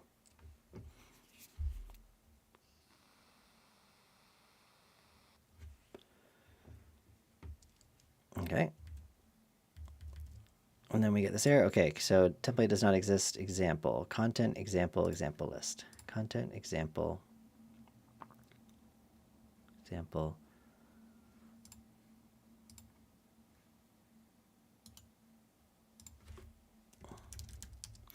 I think this is what it wants me to do, but I really don't like that. And we're not going to have it like that, but let's just restart because I might have not picked up that change.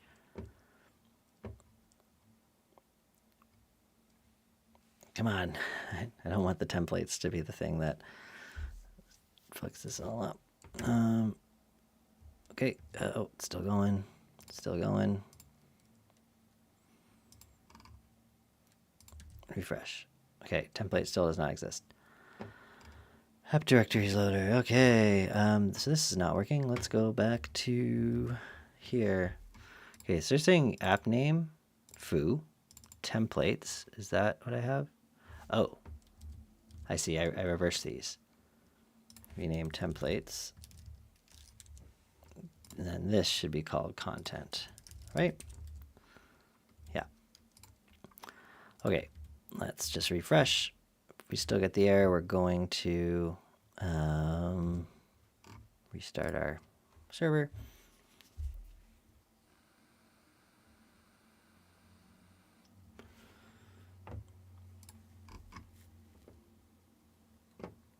Come on. Restarting.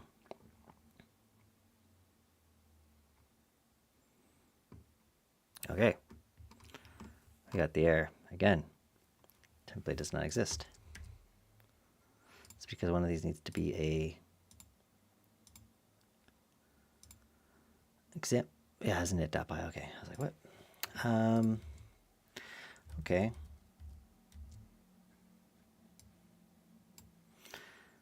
In which case, let's get rid of what are they saying it should be? App name slash. That doesn't make sense.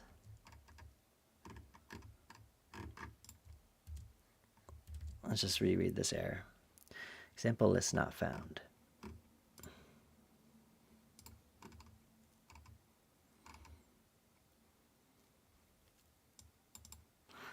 It says, okay, this tells Django to look inside the app, in any app for templates folder, regardless of how deep it is. So maybe we do need that app dirs thing on. So let's put that back. And then it says you can't have the loaders. Oh, app directories loader. App templates loader. Let's just turn these off. Let's see. I think that one should just, yeah, we're getting the restart automatically. That's nice. And then we still have the problem. No, this still isn't working.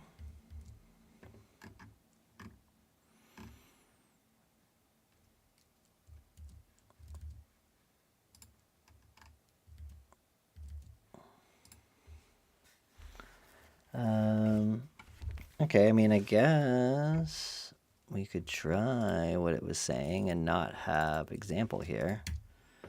That just seems weird to me, and like, I don't like it if that's the case. Did that even restart? No, yeah, it did. Content example list. Okay, no, that's not working.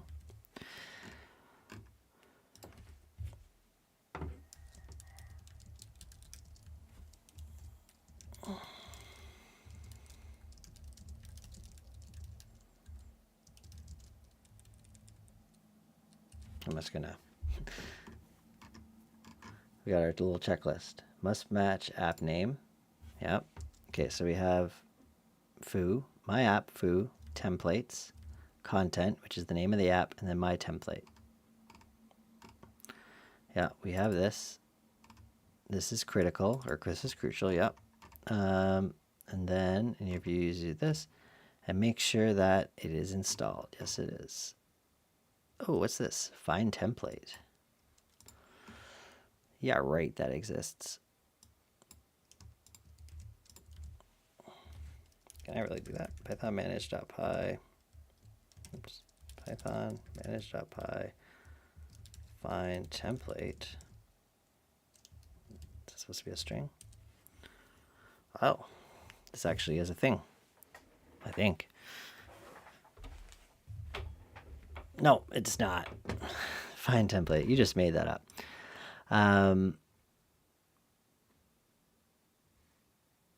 You want to paste your exact folder structure or settings.py snippet, and I can check. I'll check first. What processes should it say we need?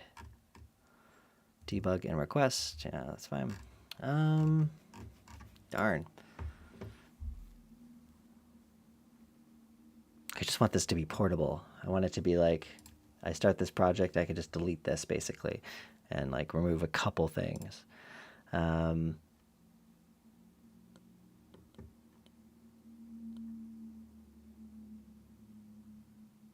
It's not the end of the world if it has to be in a templates folder here. I get it.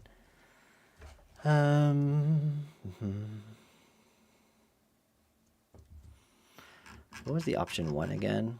Maybe we can work with that. Option 1, you actually just put in DIRs. Oh, okay, but yeah, this is like the base one.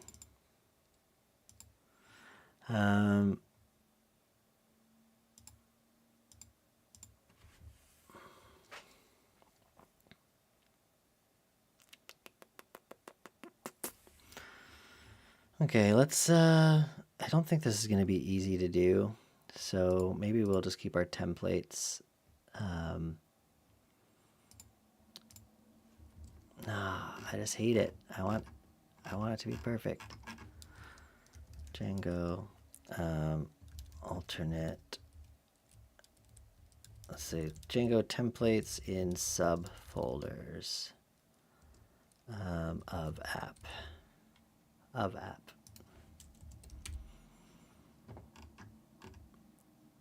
Template searching in subfolders. We'll go on this. What? Yeah, what is the reason for the nested thing?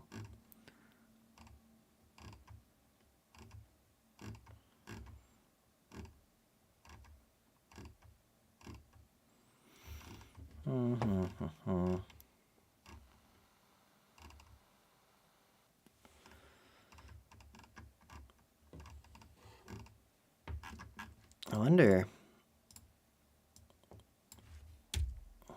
Let's turn off app.dirs again. Let's get rid of it.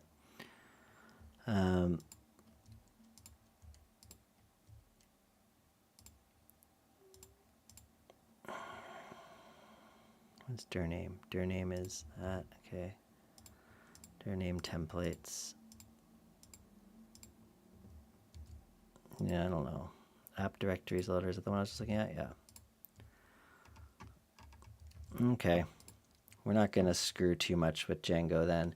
So yeah, we'll just move templates outside of example. So it'll be writing content, which makes it a little less portable, but it's not the end of the world. And then really we just name this example again. And now in our views, we're just going to undo a couple times. Example slash templates. So example slash, no, just be example slash. This is what it was originally. Okay, saving all, putting that back how it was, and looks like we're back. Okay, this is fine. Let's just make sure that our docs still work. Let's make sure the admin still works. Wow, no installed app with label example. So let's go to our admin.py. From example to admin, import star. From, oh, dot example dot admin. Is that what we need? There we go. Is that what I'm doing in the init.py for settings? From dot, yeah, I forgot the dot because I was trying to look for an app called example. but we don't want that. We want it to go in this folder. Okay, so good thing we tested that. So let's make sure that this is still fine. Yeah, I mean, that's going to be good. Okay, cool. I think I'm happy with this because basically now, yeah, the actual app itself has the admin file, but that just imports in, you know, the example. It has the apps, which that's fine. Models, just imports models from that.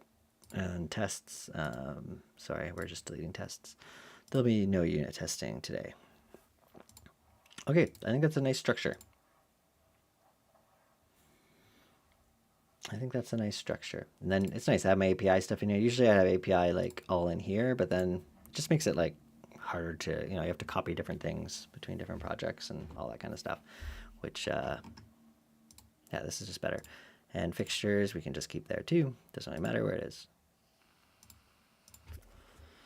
This is a good time to commit because we made a lot of changes. Look at this. Look at these changes. Git add doc, git commit -m, refactor to a feature-based model, feature-based.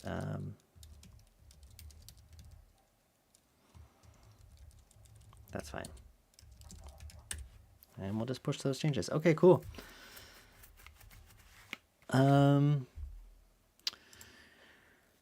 Yeah.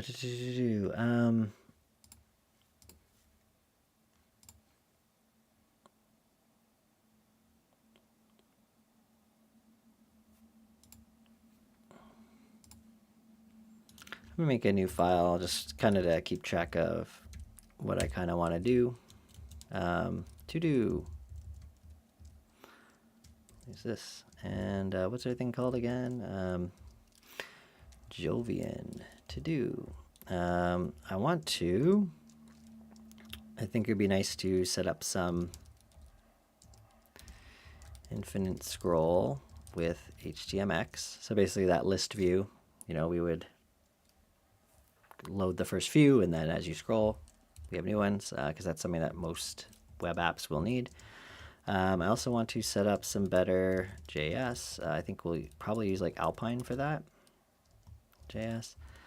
And related to that, but not, I want to set up a better image handling,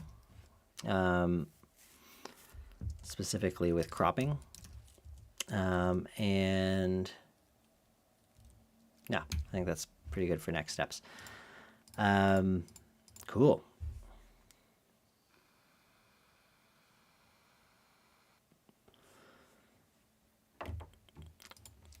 I guess let's try and knock this first one out before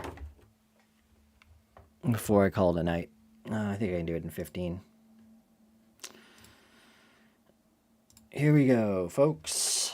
Infinite scroll with HTMX. All right, so basically in our example templates, let us, I can make a new folder in here. I'll call it partials. Because we actually want to take our example, let's just call it a card.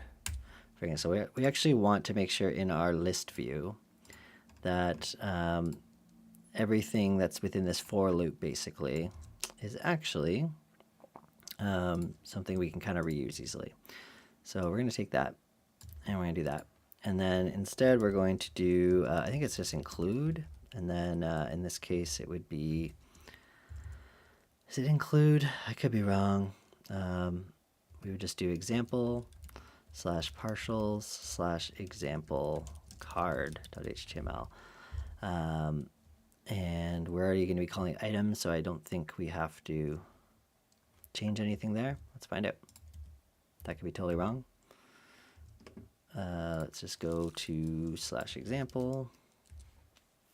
Hey, it's working. If I did this right, yeah.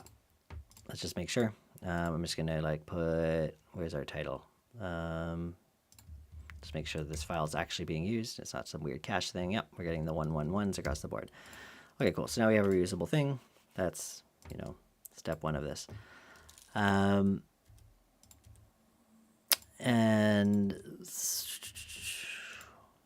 okay, let me remember how to do this now. So we need, we we have our API. I kind of want to have another thing in here called actions. Should that be part of API? It's not really. It's kind of an API, but it's kind of not. Yeah, maybe we'll just keep it in the root of this. Actions.py. And I think we have a... Wait. I thought I already had something. Yeah, we had one. Views, pages, actions.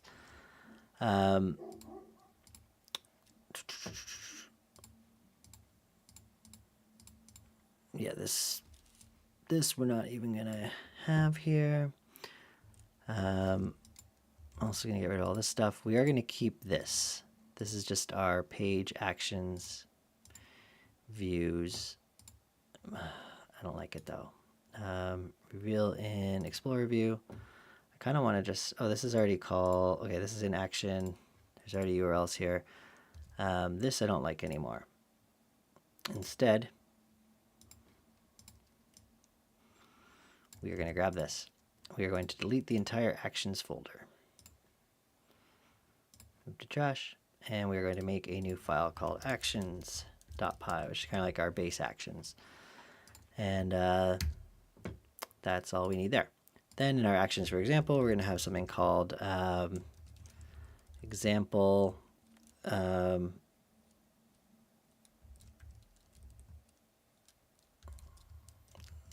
list action, maybe.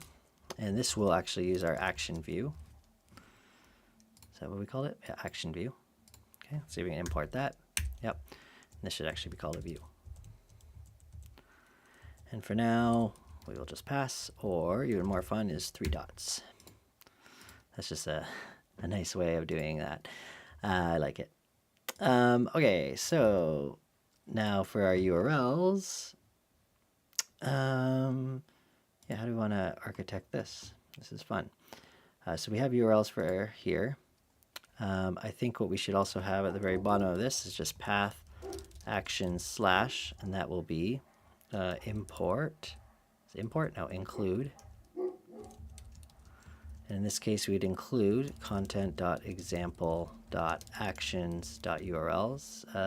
Ooh, no, that won't work. Maybe we do want a subfolder for this. I guess we can actually just have it actions slash, let me open this up again. Action slash, yeah, just list, I guess. And this would use our, call it action views, or we can call it actions, from dot import actions. So actions are different.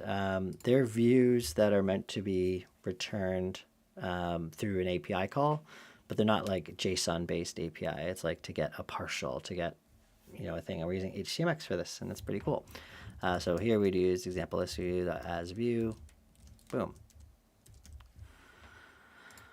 Okay, cool. So we'd have that, and then we essentially need to know certain things. I'm trying to think of a million things right now.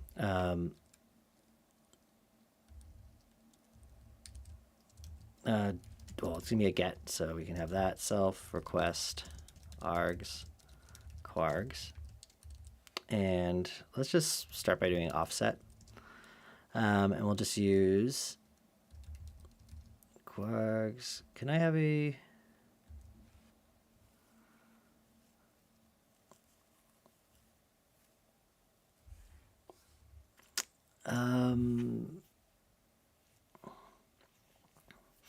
okay, basically want to, well, let's not even worry about that right now. Let's just actually kind of render a response, and it'll basically be something like this, but not really this whole page. We just want the card itself, which means actually this needs to, oh, why is that example list? Okay, where's the part that's actually the list?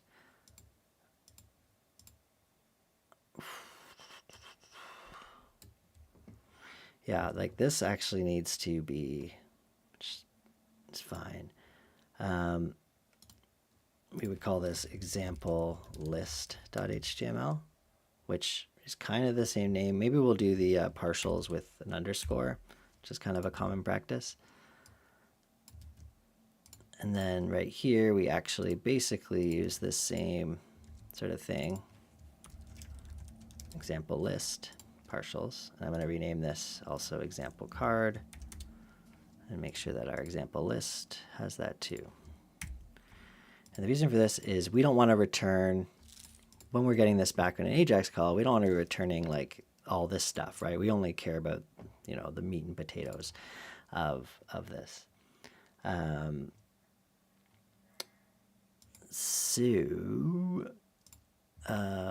this, we're just gonna kind of do something like this. We're gonna have a template name, example slash partials slash example list.html. And I'm just, for now, just going to kind of use the same thing. And we'll import that. Okay. So now with HTMX, the fun stuff happens. So basically what I want to do is when we scroll to the bottom, we want to essentially start to load more, basically calling this action. And the idea is we'll also be sending like a page number or an offset or whatever to make this, you know, sort of work. So to do that,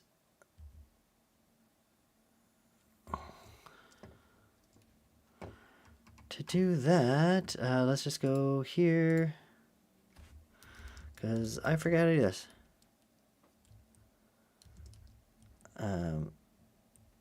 Using Django with HTMX, how can I set up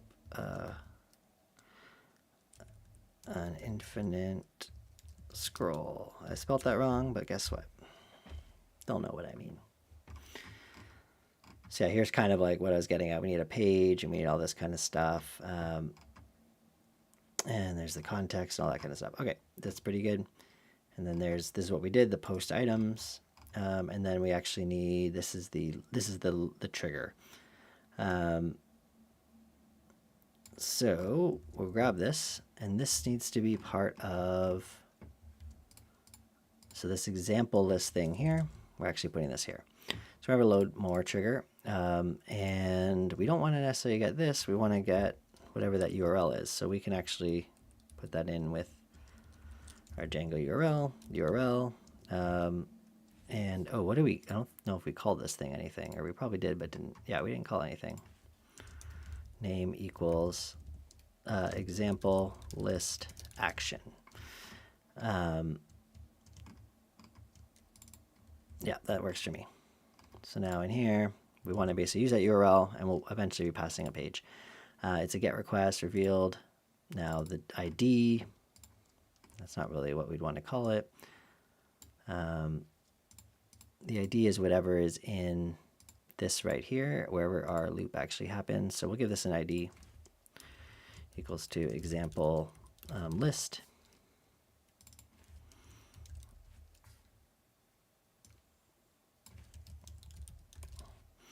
Example list.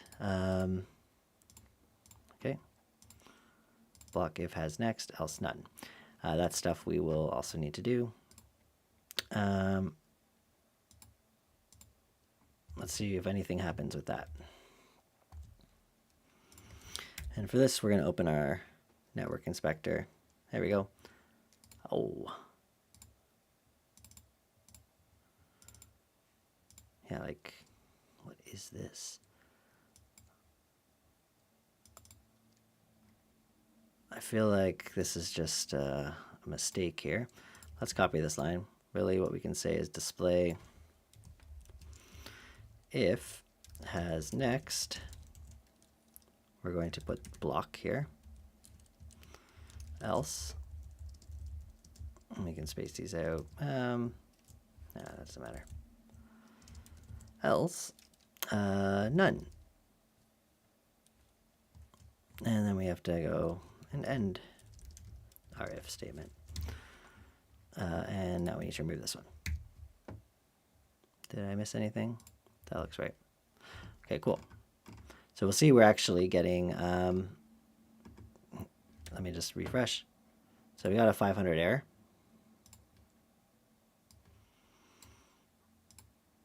Type has no attribute objects. Amazing. Because I imported this from the wrong thing.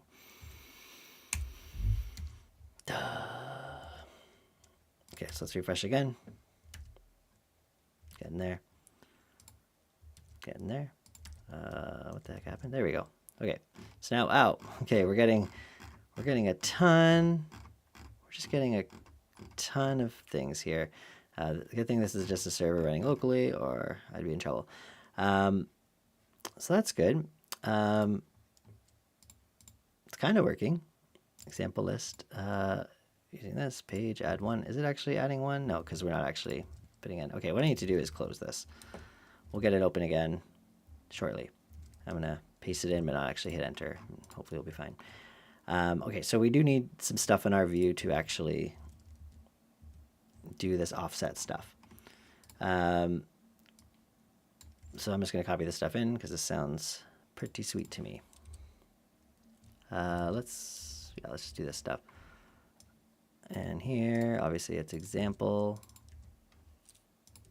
and paginator that we need to import. What is paginator?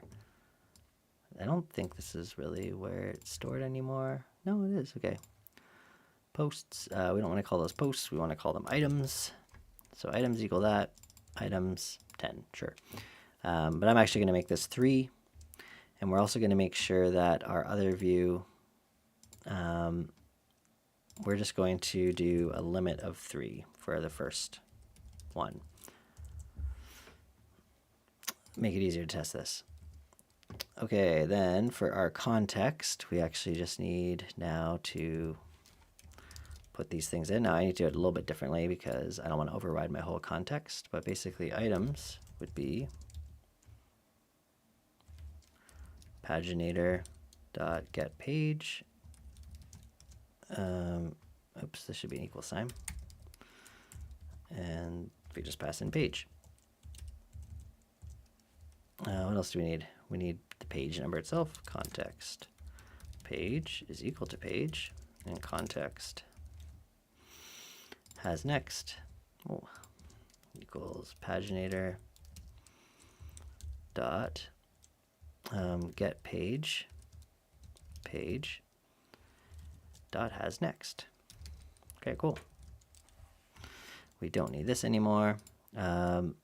This we should have actually been doing. I like to do this just right at the top. Okay, so this is going to get something called page, defaulting it to 1 if it's not set. That's fine. We'll get duplicates in the first one, but we'll get that fixed. Okay, let's just see if that works. So we'll hit here. We should just see 3 now. Oh, there we go. So we have 3. But then, as we scroll, hate these. Oh. Okay, something's not working. Let's refresh again. Okay, we got an error. Okay, invalid int with base 10.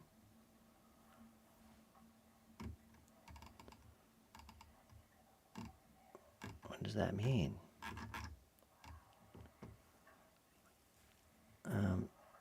Request.get. It's because we're parsing an int around that. I think that's why.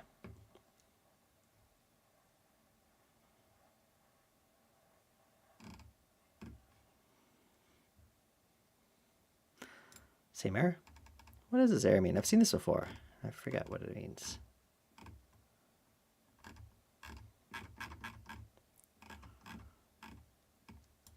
Okay,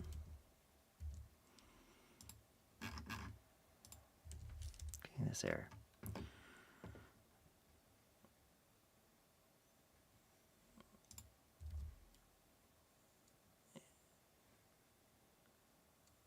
Stick it. Okay, we can try it this way.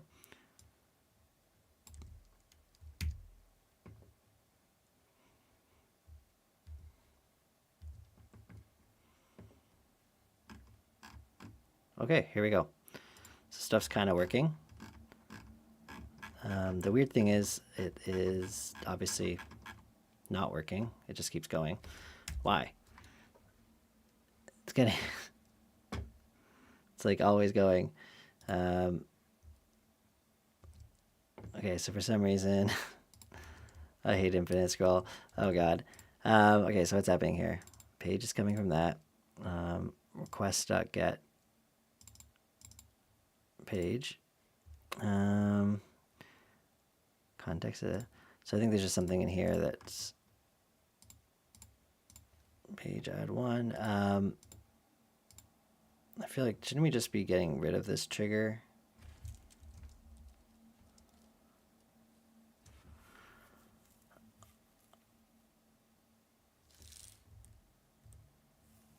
Okay, display. If has next, it's block, else none.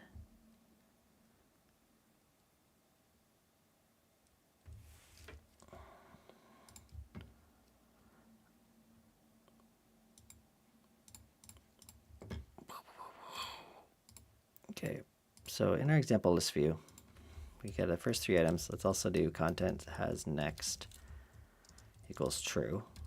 We'll just assume it as true. Because then we can actually just wrap this whole thing. If has next, that should be an if. If has next.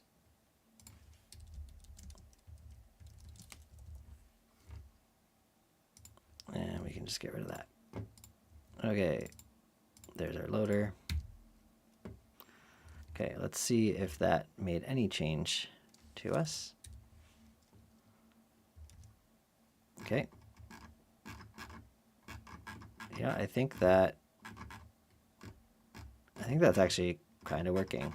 Although it's weird that, unless I have that image multiple times, which is certainly possible. Super new test, first test with description. Oh, this is...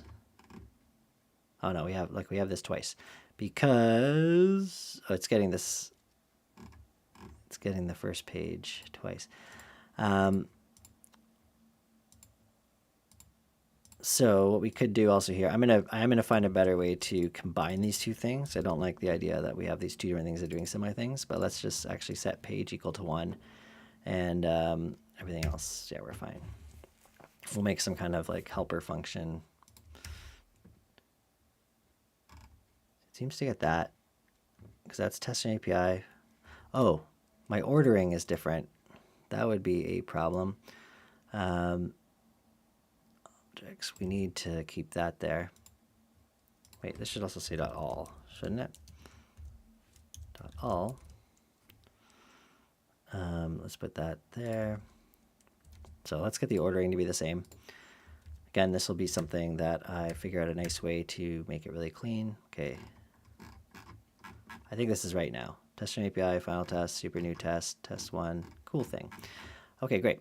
Now the problem is it's we're not getting stuff in a grid after, and I think it's simply because we're putting it after end. We want to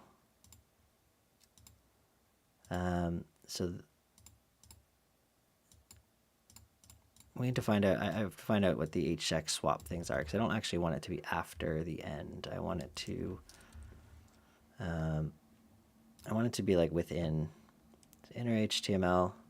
Before end would probably be the right thing. Let's see if that works.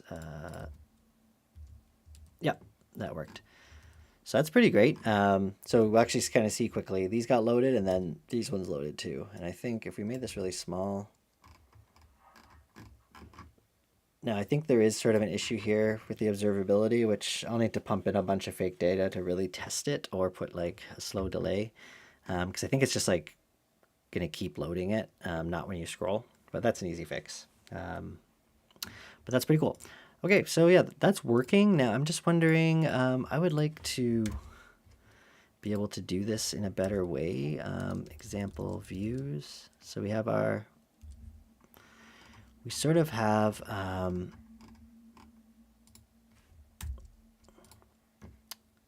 this makes me think, should our action, because what I'm kind of thinking ahead of myself is,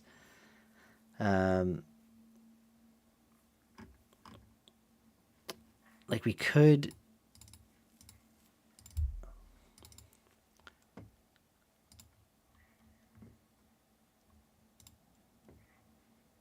like this could actually extend example list view or vice versa. We have our example list view. I just want to find a way that we don't, because this is like basically duplicated code, right? And if we change this to like 5 somewhere, we'd have to remember, or 6, we'd have to remember to change this. Example list view.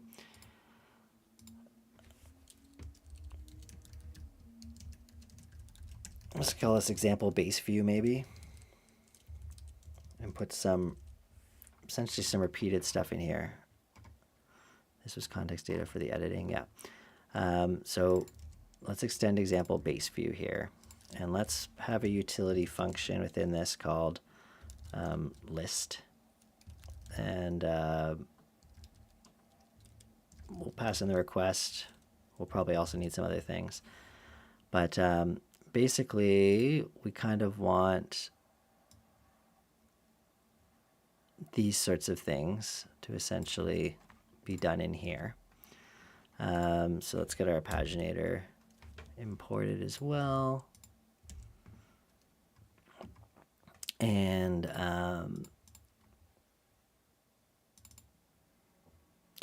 then, yeah, we don't actually want to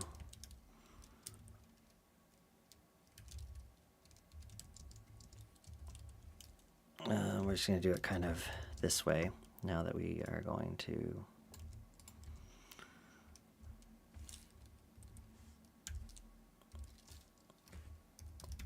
I promise this will be great, because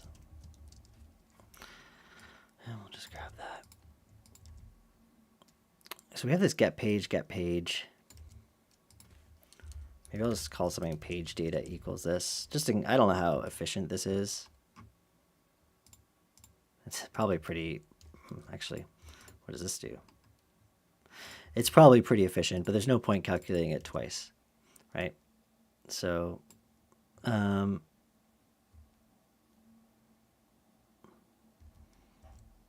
page data, we'll just call it that, page data. So the items are actually the page data, I guess. I mean, that's what we're doing here, just getting the page, and so it seems to be working. Okay, so we have all that context now. We're probably going to rename that something else, but I don't think we need to call this context. Okay, cool. So let's just say list. Let's call it list items. And yeah, so we need, actually we get that from request.get. Yeah, we don't actually have to, that's just going to work. Okay. So now, instead of doing all this, we can essentially go, you know, data equals self.list items, right? And how do we spread? How do I combine 2 dictionaries in Python again? Python combined 2 dictionaries.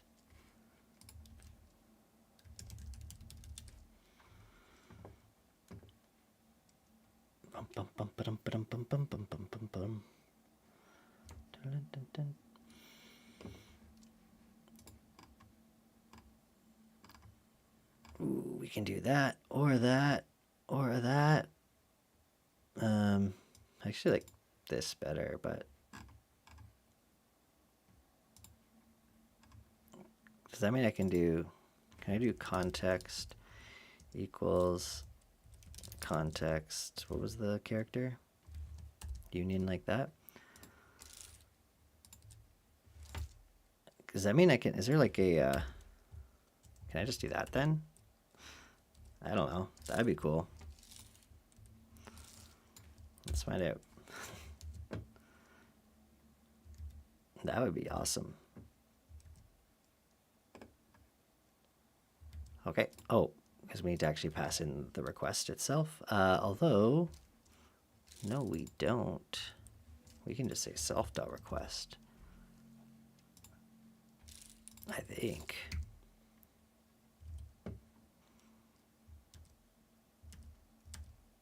Ah, that works. You can just do this. That's so cool. That's so cool.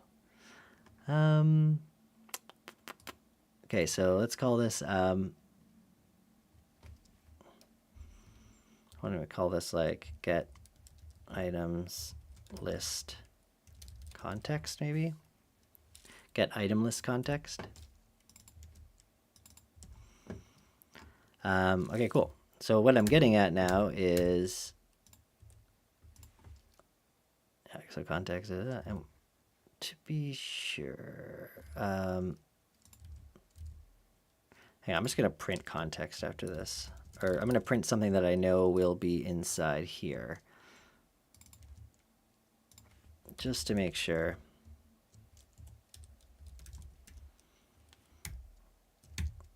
Just to make sure that this is actually working before we introduce a bug. That would be hard to spot, probably. Okay, so I should have had, after the system restart, there it is. There's me. So yeah, it is combining them. That's nice. Now someone running an older version of Python won't have this, but screw them. Okay, cool. So we're combining that. Now, yeah, what I want to do now is in our action view, instead of having this duplicated code, we are going to also extend that. And I'm going to then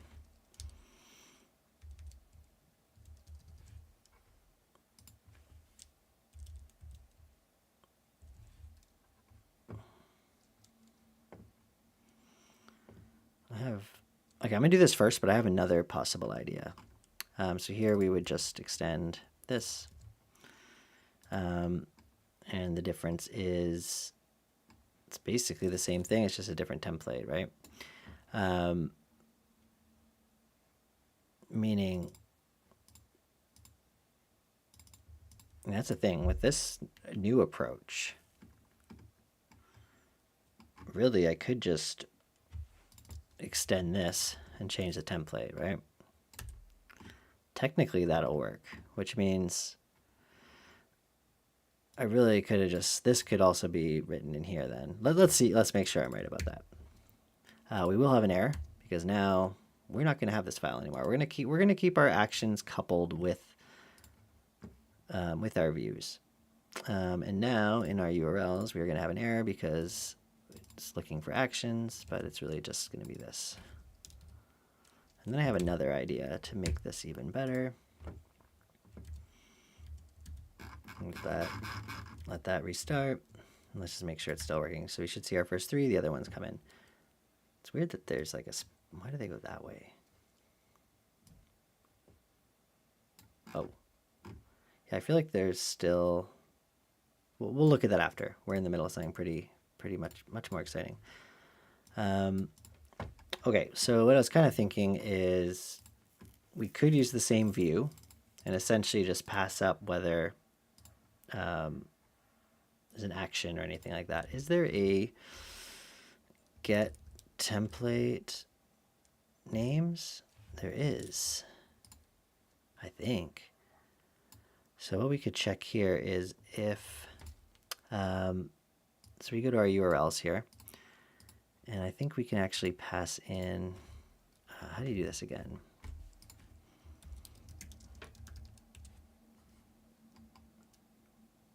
Okay, so it's a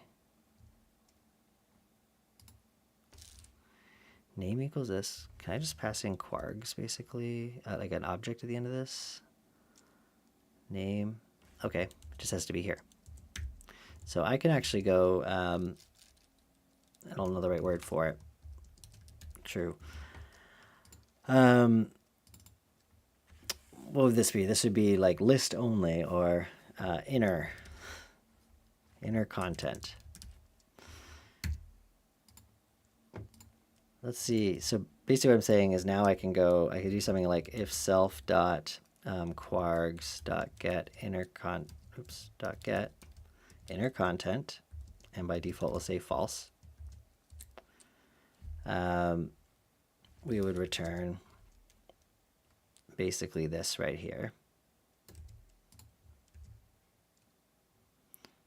Which this returns return a list of template names user requests. Must be a list. Okay. Otherwise, we just return the default one here.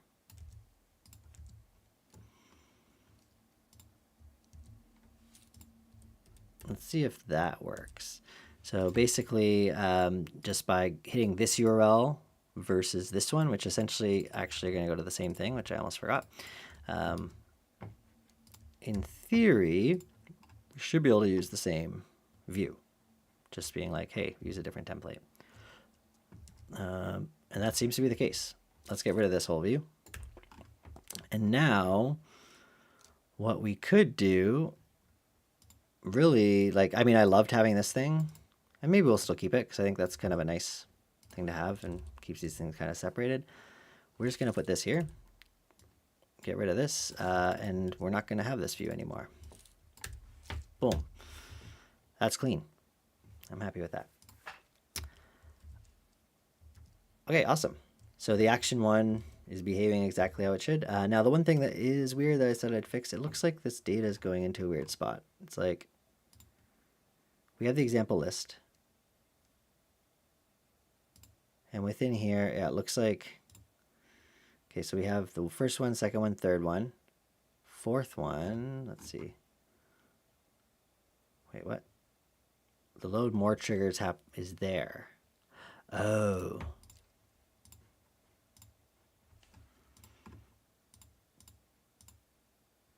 So we're not putting in the right spot, basically. Because it's actually getting put here. That's our problem. I kind of want to have, yeah, let's do it this way. Basically, we just had this, but instead, oh, but it needs to be within this, because that's where the grid stuff is. I feel like this stuff just needs to move out, but then it won't be part of the next template. Okay. Where's our HTMX? Where did I thought we had this open. Here it is.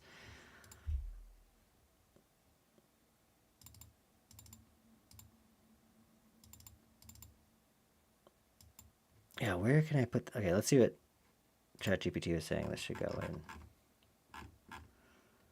So we had the post items, which is what we're doing, and they're doing after end, but load more trigger.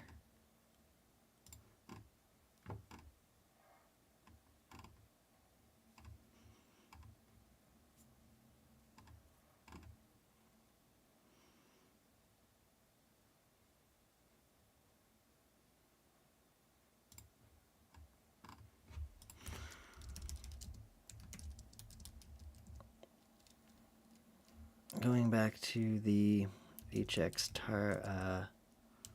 target / swap.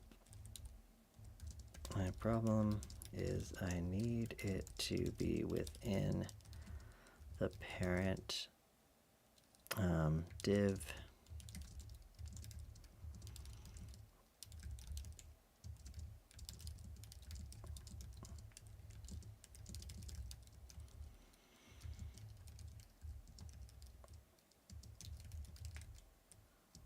If I use before end, then the trigger / loading indicator is between the old content and new content. How I fix. Help us out. Help us out, ChatGPT. I'm too tired for this. I'm too tired for this. Okay, so they have the grid. But no, I can't really do that. Because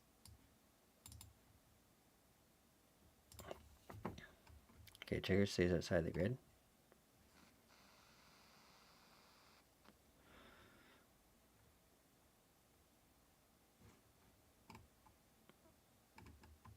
That won't work because I need this to be part of this thing.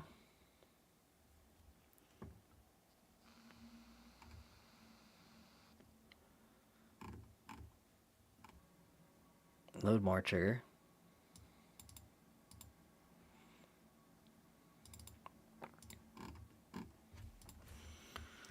But how will the page add one get updated if this is not part of what is returned by HTMX?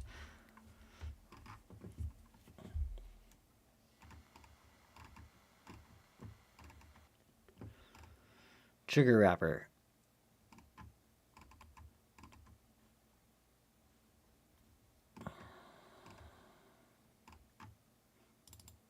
I don't think you can do that.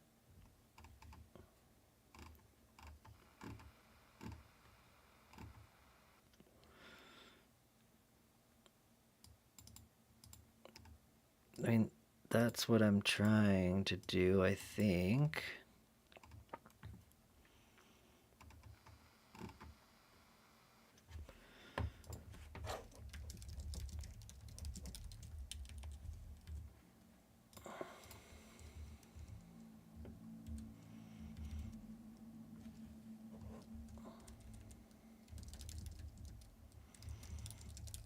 Both the initial load and for the new results.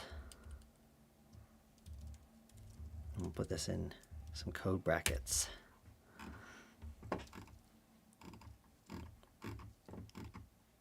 Okay, we'll try this.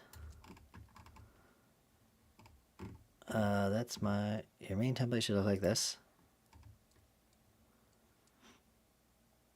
Okay, let's look at the main template.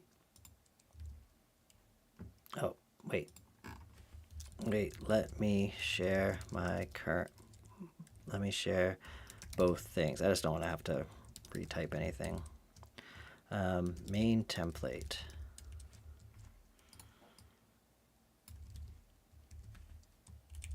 And partial.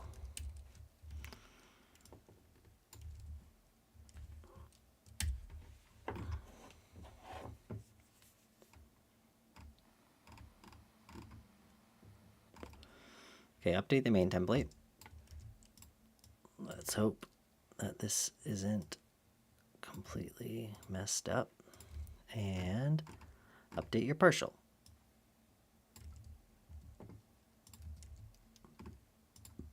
Okay, let's save both, and then we'll get rid of those comments if this works.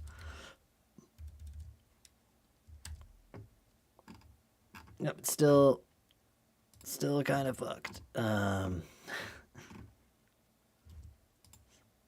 We have this. Yeah, but this doesn't work because. Okay, this one stays static. If has next, it's still not. It's still you don't get it. You don't get me. This is still rendering the load more trigger within the grid, which means it is taking up space in my lovely grid. I need a fresh approach. Prompting.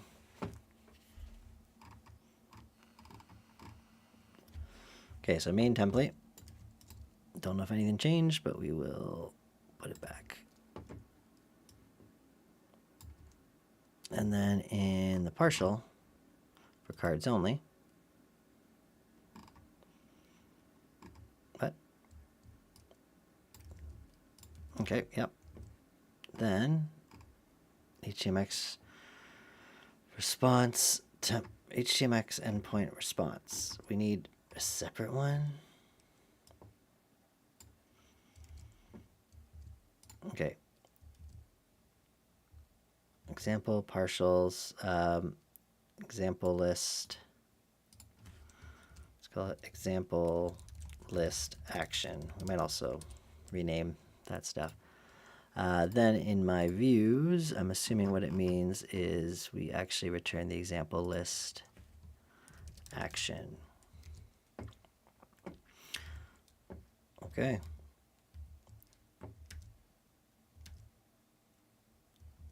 Example cards, right? I didn't rename this.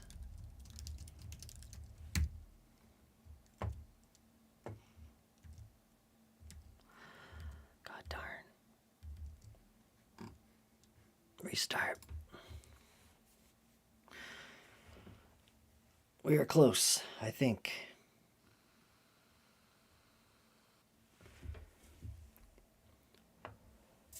Oh.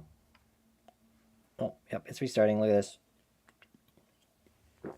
Slowly but surely. Oh, what is example cards coming from?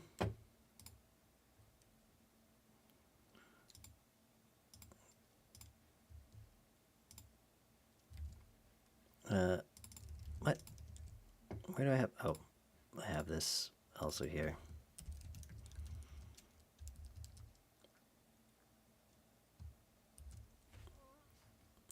This should be, what? This should just, what? Oh, yeah, this is all wrong. This is all wrong. Hang on. Let's go back. Okay, so in our main template, we have just, yeah, this one was fine, except it's saying example list cards, partial for cards, and then there's one that's a trigger.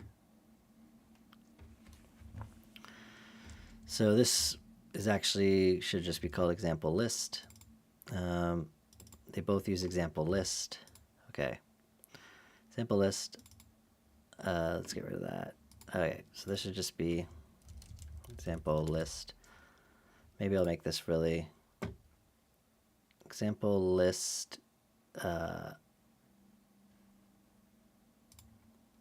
Partial / example list, which is just this. Sorry, this is confusing. I'm going to call this example list content. And then it'll be less confusing. So this will give us example list content. Then in example list content, we're just looping through and doing that as expected. But we also want to have something that's our trigger. So I'll copy this again. But instead of example cards, we use example list content. Okay, I think that's what we wanted to do. Let's restart our, oh, maybe, oh, we're good. Oh, okay. So this is actually working now. Look at that. Cool. So let's test this out in a fun way where I'm gonna put a comma here. So we're saying get 3 things. Let's make this 1. But let's also make it so that we do a time.sleep, which I have to import time of 1 second between requests. So now, when this refreshes, we should see the first one come in, and it takes a second for each one. Boom, boom. It's working perfectly. Okay, so obviously get rid of that time.sleep, and probably, 3 is a silly amount, maybe 10, which means all our hard work isn't even going to do anything now because everything's coming in the first request. But yeah, we are good. I wonder also, in our example page, load more content. I feel like we don't even need, we can wrap this whole thing in that, right? Even this. And let's just set this, let's actually, I kind of liked playing with this. I think I lost it because I undid.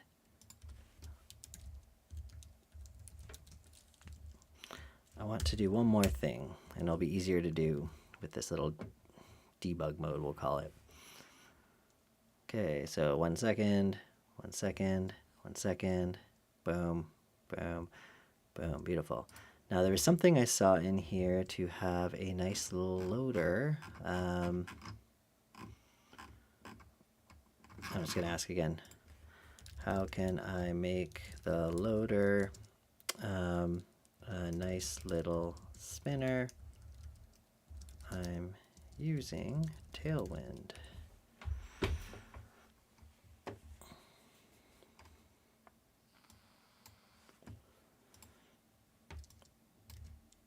Okay, so instead we will have this, and do we forget if we have this in another page yet?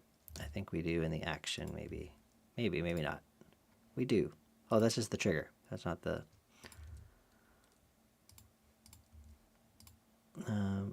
oh, okay. Then I think we're okay. So let's see if we get a nice little spinner now.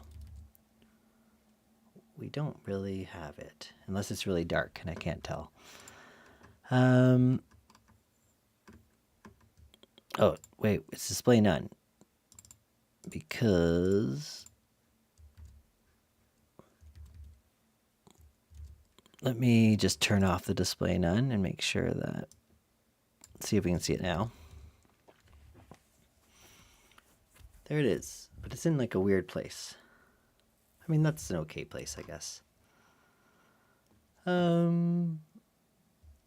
That is not really... oh, make Tailwind. We must run our Tailwind maker, because these classes probably were not being generated for us.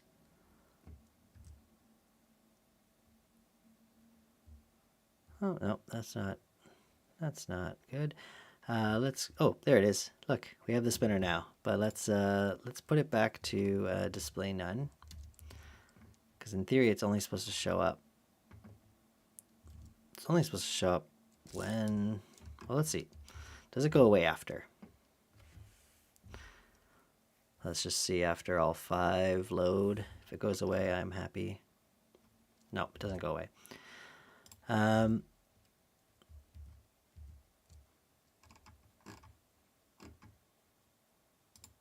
Yeah, I do want dark mode support, so let's just put in that one. Dark border gray. Let's just see if that looks any good. If it looks good.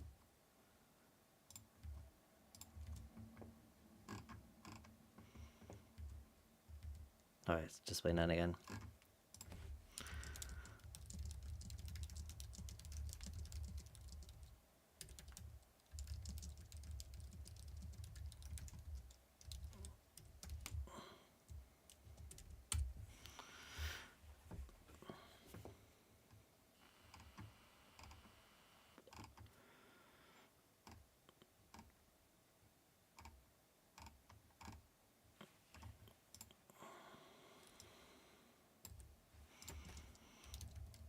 Maybe.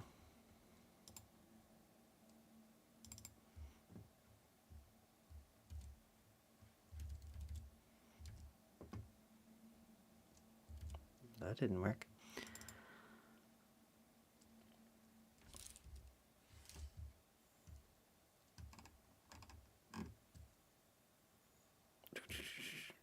Animate spin.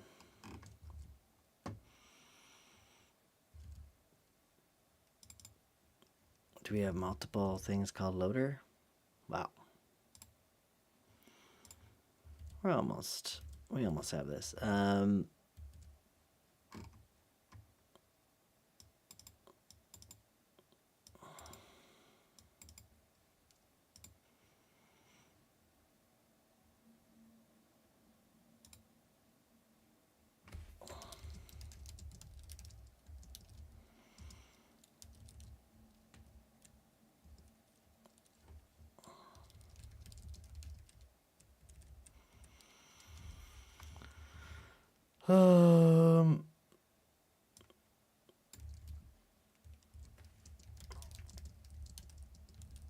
wonder if this is, I'm using a newer version of HTMX that this probably isn't trained on, so let's just go the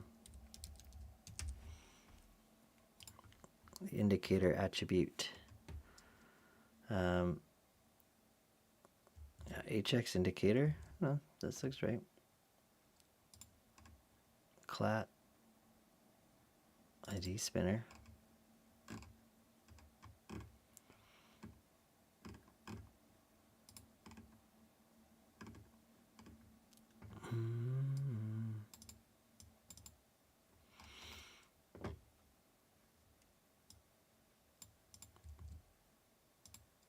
Okay, let's do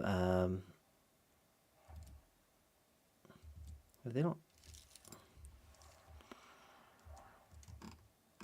Yeah, the thing I'm confused about is nothing here.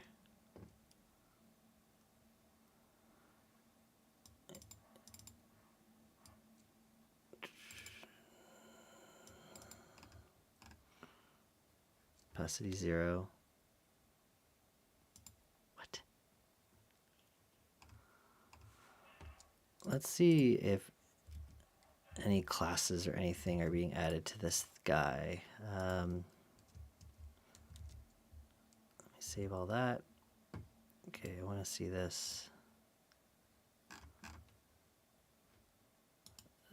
I'm just trying to see this guy.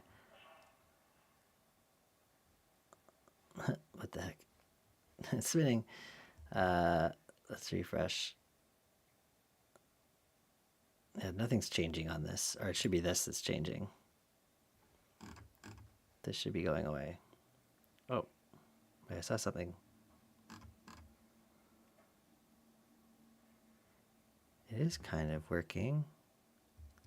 I see something flashing on it. I can't catch it though. Oh yeah, it has, okay, so it has the HTMX request class on it when it's actually happening. Interesting.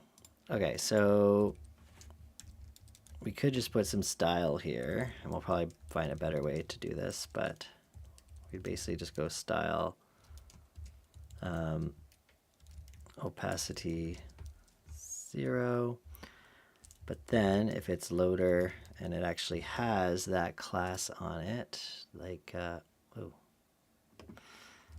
like the docs said, let's go back to our docs. If it has this on it, then we'll make its opacity 1, something like that.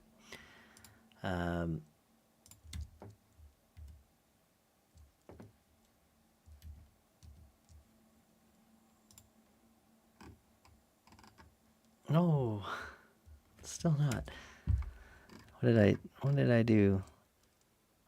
Elements. I want to see this little, hey, loader opacity 0. It's there somewhere. I know this is annoying. It's annoying for me too. Where's our loader? So here's our loader. Let's refresh.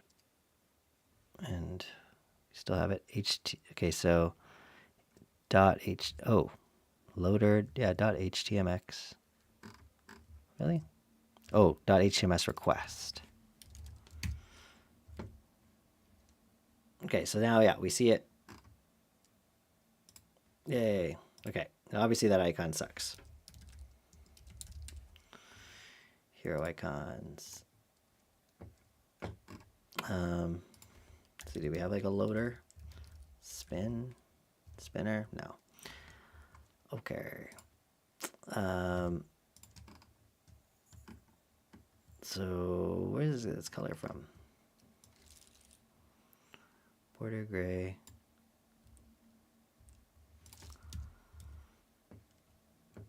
Okay, cool. So now we can kind of see it spinning. More is coming in. Boom, it goes away. Beautiful. Now the problem is on light mode, I think this might look weird. That's manageable. We can live with that. Beauty.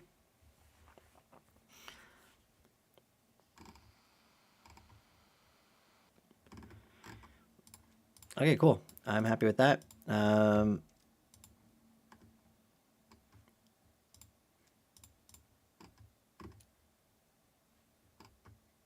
This is fine. We could make it better, but I think we're good. Let's go to our to-do and let's say, hey, look, we set up infinite scroll.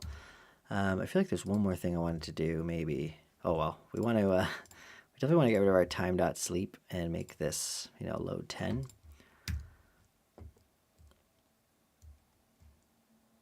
And we could even get really fancy and go to our API settings, because this is kind of API related, and actually use our default limit. So I can actually use settings.default limit, and then we'll get our 10 from that, or whatever that's set in your environment. Let's make sure. Yep. Okay. It's all there. Great. Let's make sure I saved everything. Yep. Git add git commit dash m htmx. Oh, also, let's actually delete some stuff because I don't think I'm ever going to need this file. Because I like the idea of, you know, basically we're using the exact same view. I'm in the wrong thing. Example views. Yeah, we're using the exact same view for the HTMX version, like getting a second request and the, you know, the main page itself. I like that because then all of our code here is just in one spot. So this kind of solves something that annoyed me about HTMX. It's just like kind of having this stuff separated, but this seems to be a good solution to it. Just, you know, hey, inner content. I wonder if we should call that something different, like action or something. No, I don't like action. Yeah, inner content works. HTMX, paginated, or infinite scroll. Now, like I said, there's still something I think wrong with this because I'm pretty sure if we loaded up a ton of data, you know, it would just be loading, because I think where's my actual page?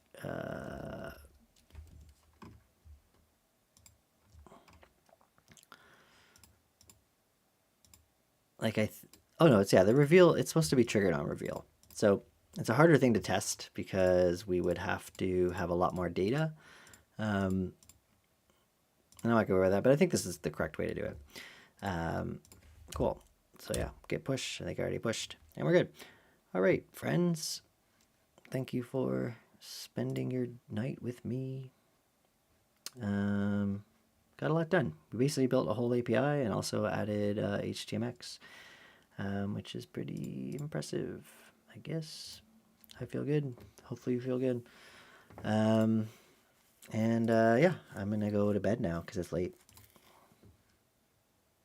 Thanks for being here and see you in the next one.